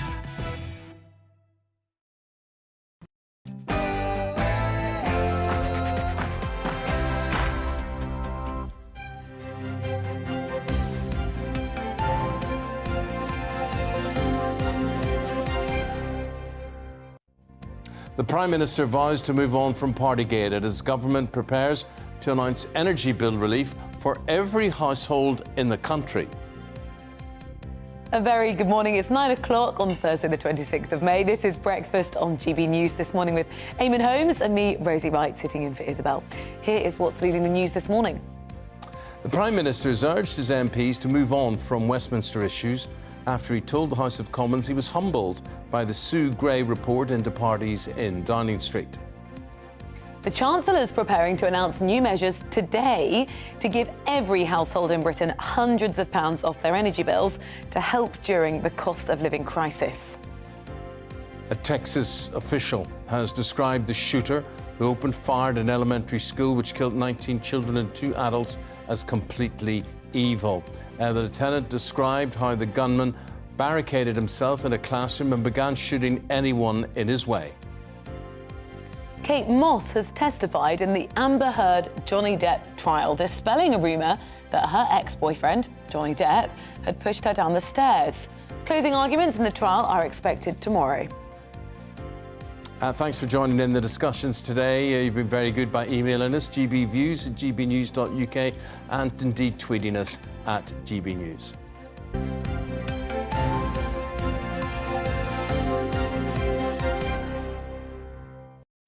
Well, let's start with our top story. The Prime Minister has said he takes full responsibility for Partygate, but he's now urging his MPs and the public, really, to move on from Westminster issues and instead it's time to tackle the cost of living crisis facing the country. It comes as the Chancellor prepares to announce plans today to give every household in the country hundreds of pounds off their energy bills. Well, at a press conference yesterday after the release of Sue Gray's report, the Prime Minister vowed to deliver on the priorities of the British people. Well, our political correspondent was there and asked Boris Johnson about his plans. On another issue that really does affect people up and down the country, real wages are projected to be lower in 2026 than they were in 2008. What are you going to do about it? We're going to see pressures on household finances. So what I'm saying to people is that we will continue to respond, just as we responded throughout the pandemic. It won't be easy. We won't be able to fix everything. But what I will also say is that we will get through it, and we will get through it well. So those are the views of the politician. We are the People's Channel, and throughout the show, we always try and hear what you have to say on this. Yeah, earlier we spoke to Lee Jackson, who, like you, is a GB News viewer, or could be a listener as well, in Northamptonshire, and he told us what he thought about the government's handling of the cost of living crisis. No, to be honest, I feel like they're, if you imagine a bucket that's got lots of holes in, they're just putting little Band-Aids here, there and everywhere. And it feels like they're not looking at the bigger issue, which is the entire system is completely messed up, in my opinion. And how would you put I mean, are they at liberty to put the system right, or is it beyond their control? I think it is within their control, if I'm honest. So if you as far as we can see, throughout the pandemic, we saw the government starting to help people out, which absolutely they had to do. We were all locked in our homes, etc. But post-pandemic, I'm wondering whether we're becoming a nation that expect the government to keep helping fix things, but avoiding the bigger issue, i.e. the universal credit, etc. All of that doesn't really work for people like my mum, who works really hard, but actually can't get access to it. She doesn't earn enough to live on, but doesn't get access to it. And I'm wondering whether something like universal basic income, like UBI or something, is a bigger conversation that we should be having to try and fix things. It's good to hear. It's good to hear your ideas, your experience. It's good to hear about your mum as well. But Lee, tell us about you, where you come from on this. I mean, would you be a supporter of the government by and large? Would you be a Conservative voter? What do you work at? And how is this affecting you? How are you finding the pinch? So for us, I'm not. I used to be a Conservative voter. I'm not impressed with them right now, especially with Partygate and with all of these band-aids. Personally, we're doing okay, but we're watching absolutely everything. And my daughter keeps having a laugh at us because we keep keeping the lights off, etc. We've got a smart meter deliberately, and we've been keeping our eye on that. It's kind of become a game. We are noticing as well simple things like our shopping has gone up by something like £30 to £40 a week, which will soon add up. And if it's going to go up further, obviously we are worried about that. What does that mean in terms of how you're spending time as a family, holidays, going out for meals?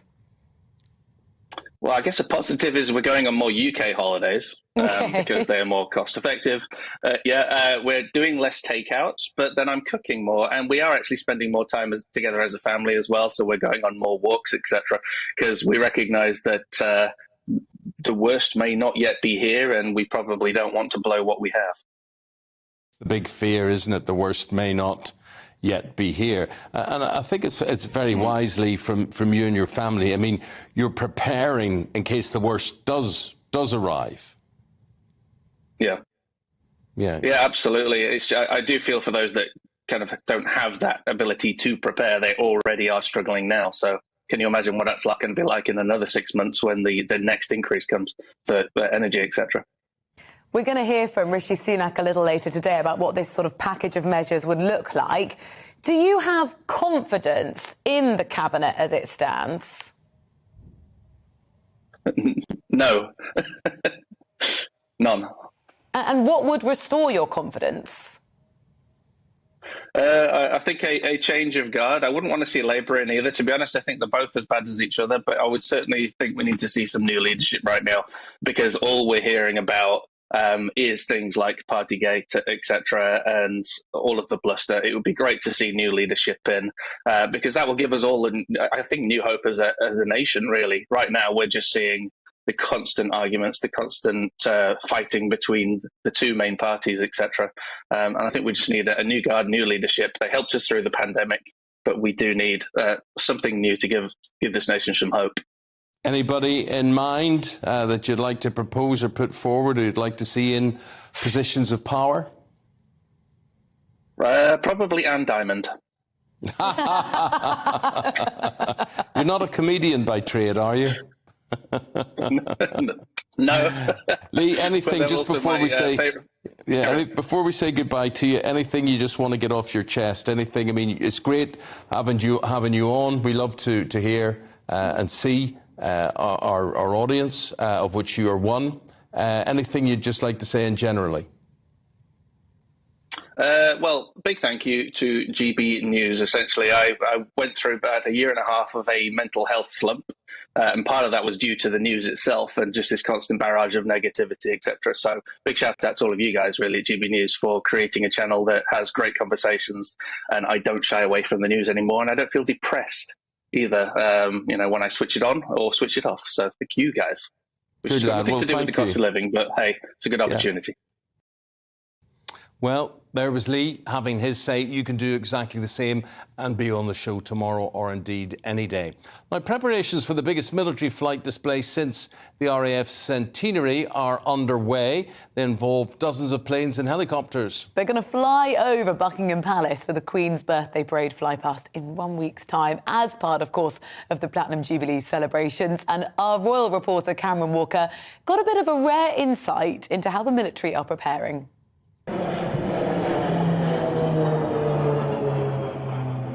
an annual tradition requiring military precision.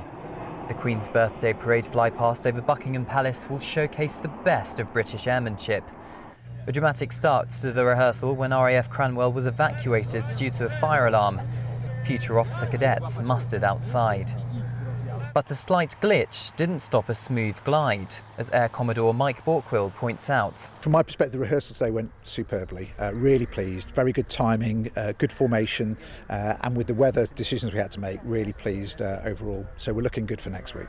Around 70 aircraft from the Royal Air Force, Royal Navy and British Army will be taking part. That's the largest number since the RAF's centenary in 2018. The iconic College Hall at RAF Cranwell doubled up as Buckingham Palace for the rehearsal. Perhaps a fitting stand-in, considering Princes Charles, William and Edward all trained there. Helicopters will lead the formation. They're the slowest aircraft. As the fastest, the famous Red Arrows are the flying finale. Aircrew tell GB News what it means to fly on such a unique occasion. It's an absolute privilege, definitely a once-in-a-lifetime opportunity, and something I don't think we'll ever see again. So, big honour for me to be selected to be part of the crew for this. It's probably one of the best jobs in the army, I'd say. Get to fly on a regular basis, daily basis. Everyone was keen to be part of the fly past. Wings in the air will follow boots on the ground. The 1st Battalion of the Irish Guards will troop their colour on Thursday the 2nd of June to mark the official birthday of Her Majesty the Queen. More than 1,200 officers and soldiers from the Household Division will put on a display of military pageantry on Horse Guards Parade, together with 240 horses and hundreds of army musicians. A royal gun salute will also fire. The Queen has decided only working members of the royal family and their children will appear on the balcony to watch the planes fly over. This means no Harry and Meghan and no Prince Andrew. The Duke and Duchess of Sussex still plan to come to London, however, to celebrate the Queen's Platinum Jubilee. With several official events planned to celebrate Her Majesty's 70 years of service, perhaps palace aides are working hard behind the scenes to make sure nothing becomes an unwanted distraction. Cameron Walker, GB News, Lincolnshire. Lovely. Stay with us. We've got from, well, there's going to be a lot of showbiz news. I like the fly past. Does not interest you? I love it. They just make me nervous that something's going to go wrong. Don't think like that. I know, but I just think, oh, what if, which is, of course, what if it all went wrong in our connection to the Cannes Film Festival coming up after the break? You don't want to miss that, because it's about Elvis, a new big biopic on Elvis. Tom Hanks stars not as Elvis, but as Colonel Tom Parker in all of this. So we'll be after this. Thank you very much. Thank you very much, Steve. Hello, a very good morning to you. I'm Aidan McGivern. Mixed fortunes across the UK today. It will be breezy for all of us. There'll be rain in places, particularly central parts, but some brighter spells either side of that damp weather. The damp weather coming in from the Atlantic, a weather front stretching across Northern Ireland and then into southern Scotland, northern England and North Wales. That's where the dull and damp weather is first thing, but actually it's moving through, it's easing. So after a damp start for Northern Ireland, brighter skies with some showers follow. And for central and northern Scotland, a blustery day to come. Gales around exposed northern and northwestern coasts and further showers. Northern England, North Wales keep the rain into the afternoon, but even here, after some heavy rain early on, it does tend to ease. And further south, just to the south of that front, it's breezy, but it's bright with some sunshine and it's a little warmer. 22 Celsius for London, whilst it's mid-teens north of the rain for Northern England, Scotland and Northern Ireland. Now, the cloud and rain through central areas sinks south and fizzles out overnight. Clearing skies then across much of England and Wales, and clear spells as well for Scotland and Northern Ireland, but it stays blustery in the north with further showers north of the central belt. Temperatures in the north, 8 or 9 Celsius, further south, 12 or 13 Celsius, particularly for those areas that are slow to clear the cloud. Parts of Cornwall could keep some cloud as we start off Friday. Otherwise, widespread sunny skies for England and Wales during Friday morning. Cloudier from, say, Cumbria northwards, and further showers north of the central belt once again with that keen breeze coming in from the northwest. That's going to make it feel cool, but where we've got the sunshine further south, a warm afternoon to come with temperatures reaching the high teens or low 20s. Plenty more fine weather to come this weekend as high pressure develops widely up and down the country. Sunny spells for most.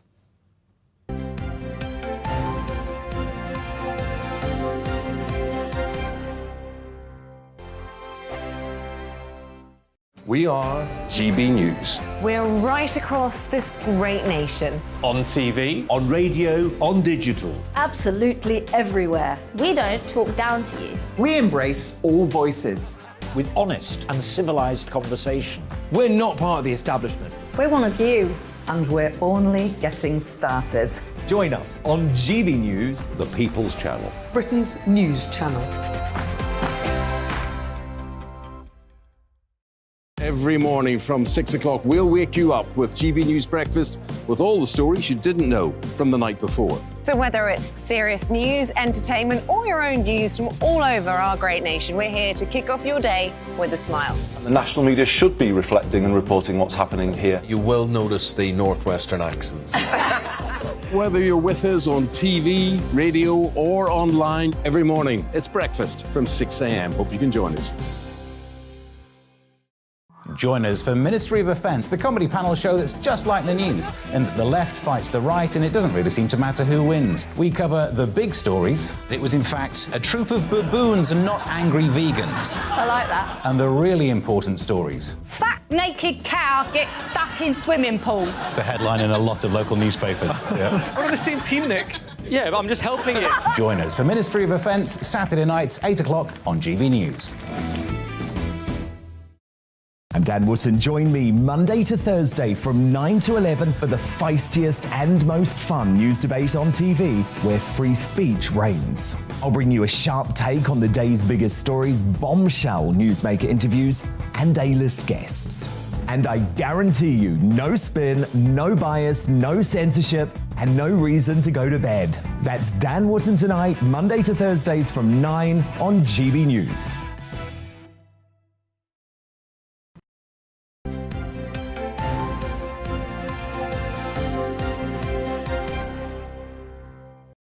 It's that time of the morning we'll delve into what's happening showbiz-wise, and we're doing it not only here, but in France as well at the Cannes Film Festival. But first of all, Ellie Phillips. Ellie, and we're talking about the Johnny Depp Amber Heard trial. Yep. Another day, another big name. Yes, so yesterday we saw Kate Moss give a deposition. She was giving it live stream from over here in the UK. Essentially, she dated Johnny Depp between 1994 and 1998 for 4 years. Very serious relationship. They were very much in love. And what's happened during the course of the trial is that Amber Heard has alleged that she was scared of Johnny pushing her down the steps the way he did to Kate Moss. And everyone's like, where's this come from? What is this rumour? So Kate Moss testified and she said, he never pushed me down the stairs. It's not a thing. He's never been violent towards me. In fact, when we were in Jamaica together, I fell down the steps because of the rain. He came to my aid, carried me into the bedroom and got medical aid for me. So she's shut down all of those things. Other things that we've heard in the last day, which have been of interest, is that Johnny testified that he actually got Amber her role, or seriously helped to get her role in Aquaman, which became kind of her, you know, the one that really pushed her into fame. He really helped with that on her request. He contacted the execs at Warner Brothers on her behalf. He also said that when they went on their honeymoon, the Orient Express, that she gave him a black eye. And another thing that came out was that an expert testified, a technology expert testified that the pictures that we have seen of Amber's bruises are doctored images, that they've gone through an editing process that you can see in like metadata, and actually it's not all as clear cut as it seems to be. Gosh. This doesn't seem to be going in her direction, though, this trial, does it? No, absolutely not. And we've got to remember that, you know, she's the one that brought, you know, initially he brought this trial, defamation over her 2018 op-ed. She came back and countersued. She's going after 100 million, saying it's ruined her career. But actually what's come out in light of everything that's gone on is that, you know, it's been said by experts that she's got a personality disorder, that she's not very well, that she's, you know, a lot of the things that she's said are fabricated, and like we said, that these images are doctored, which is obviously not looking good for her at all. When does the trial come to an end? Tomorrow. Okay. So tomorrow is the final day in court. It's all going to wrap up. Johnny's going to take to the stand again, and we will see what else comes out of this before we find out what the verdict is. We're truly international today. So we've got you in London, in France, in Cannes. We go to Stephanie Tecci now. They're at the film festival, and a big night for Elvis fans last night. Good morning. It was certainly a premiere to be there. All the action was there last night. And it was quite a touching red carpet last night because Priscilla Presley walked arm in arm with Adrian Butler, who actually stars as Elvis in the biopic. And they walked arm in arm on the red carpet. And it was quite nice to see how the family have given this biopic the support. And all the stars were there. Tom Hanks, as you said earlier, Eamonn, who plays Colonel Tom Parker, who was Elvis's manager. He was there as well. And obviously, as with all these red carpets, they were the queen of the frock and rolls there. So we had quite a few different artists that were there. We had Olivia Colpart, we had Baz Luhrmann, who was wearing an Elvis belt. And then also we had Sharon Stone there. Sharon Stone had a nice little Elvis-style aviator glasses. And we had quite a few other people like Kaya Gerber, who is Adrian Butler's girlfriend. And then we had Adriana Lima, who was like almost bumptastic. She showed off her pregnancy bump and she just looked amazing. She was wearing a nice frock by Nicolas Jobron and she was wearing nice jewellery as well. It looks sparkling, sunny. Did it live up to the hype? Yes, it did, actually. I can honestly say this is probably one of Baz Luhrmann's best works since Romeo and Juliet. It was kind of quite haunting to see how Adrian actually got Elvis's mannerisms down to a T. I cannot fault him, and definitely it's going to be worth watching, but it's not going to hit cinemas till June 24th. More news from you, though, because tonight, and tell everyone who isn't familiar, it's the AmFAR Gala Dinner. Yeah, so the AmFAR Gala Dinner is one of the big final hoorahs for Cannes before it shuts. It's a fundraiser that raises money for AIDS foundations across the world, and it's definitely one of the big star-studded galas of Cannes. It's going to be happening tonight, and tonight Robert De Niro is going to be the guest of honour. He's going to be honoured there, and then also there's going to be performances from Christina Aguilera, Ricky Martin, Charlie XCX, so it is definitely going to be a big night, and it's one where all the stars come all together to say goodbye to Cannes. But it's not over for Cannes just yet. On Saturday is when we're going to find out what film is going to be crowned the best. She gone. Stephanie did say that Cannes will close at some point, which I thought was a slightly strange thing to say. Well, we've closed, unfortunately, that link. That's the cost of living crisis. Not enough money for the meter there today. But now we're going to go back to Ellie here in the studio. And, this is really good news for me. Peter Kay, whatever troubles have been going on in his life, he feels ready to come back on tour. Yes, so the Sun are reporting that Peter Kay is preparing to announce, and this is hopefully going to happen in September, he's going to announce a UK tour next year. This would be his first tour since 2011. And obviously in 2017, he unexpectedly tweeted out to the world that he was cancelling all upcoming performances because of unforeseen family circumstances. But the Sun are now reporting that he feels up to it, he wants to do it, he wants to come back. And in the past few years, we've only seen him do kind of one-off charity events. So this will be the first time in over a decade that fans will get to see him live and, big arenas. So it's going to be absolutely fantastic. I'm really looking forward to this one. Now, someone got caught out trying to surreptitiously take a photograph of a celebrity on public transport and it didn't go very well. It didn't go well. Richard Osman tweeted that he was on a train and a woman tried to take a photo of him. He caught her doing it and they saw each other and he said for the rest of the journey it was just excruciatingly awkward because she's been caught out, he's seen her. How do you handle that? Has that happened to you, Eamonn? It happens around swimming pools, at hotels. Oh, no. And so what happens really is that people take their telephones out and so if we can just see that, I think we've read enough of that. So people do this, they do this as if they're reading on their phone and they're from a distance away. Zooming in, zooming in. So like surreptitious like this, kind of. That's the way it happens. Right. And would you ever say anything? Or? No. Presumably, if they came over and said, can we have a photograph, you'd say, yeah, sure, no problem. You would, but it's a great privilege. I mean, it's part of your job. I mean, as soon as you leave studio, whatever it is, I mean, people, the fact that I never expect anybody to know who I am, so therefore it's a bonus when they do. I was at a function the other night, it was a charity thing, and two people, I said to them, hello, yeah, nice to meet you, and who are you, what do you do? Who am I? Who am I? I got this twice. No. Honestly, I was saying it to Ruth afterwards. I was saying, you know, these were people, and still when they told me who they were, I had no idea who I did, but they were obviously legends in their own mind. Do you know, I find that when I've interviewed a lot of celebrities, I find that the more successful the celebrity, the less bothered they are about their reputation and about how people see them.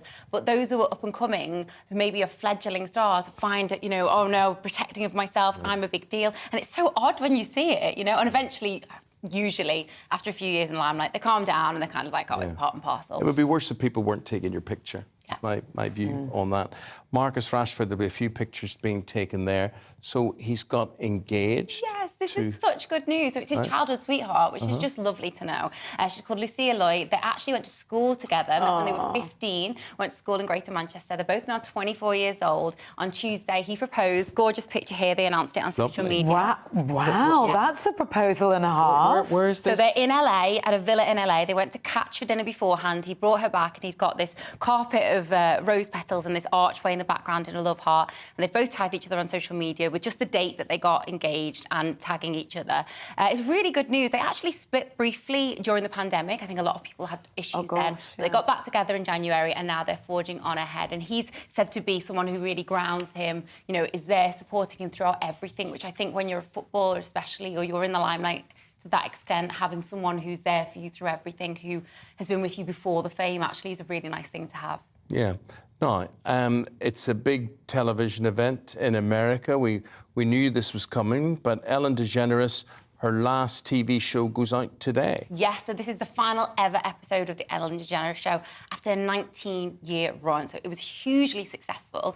She's got two specific guests airing in today. It was actually pre-recorded in April, but it's going out today. She's got Jennifer Aniston will be on the show with her. And Jennifer Aniston was actually her first ever guest almost 20 years ago. So that's a really nice way to round it off. And as well, she's going to have a superstar singer, Pink, who's like my absolute favourite. And she penned the theme tune to the Ellen DeGeneres Show. So I think it's a very nice way to round it off. But this is all after a lot of controversy that happened over the past few years. Her reputation was marred by accusations of workplace bullying and things of that like.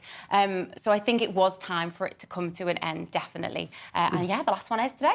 Well, and you have to come to an end now, I'm afraid, just at that time. But Ellie, thank you very much indeed for bringing us up to date there. That's what's happening showbiz-wise. That's what's happening in the world from Rosie and I this morning. Thank you for watching. Tomorrow, Stephen and Anne will be here, so you can join them from 6 a.m. And Tom Harwood is up next with the briefing. Don't go anywhere. Thanks for watching.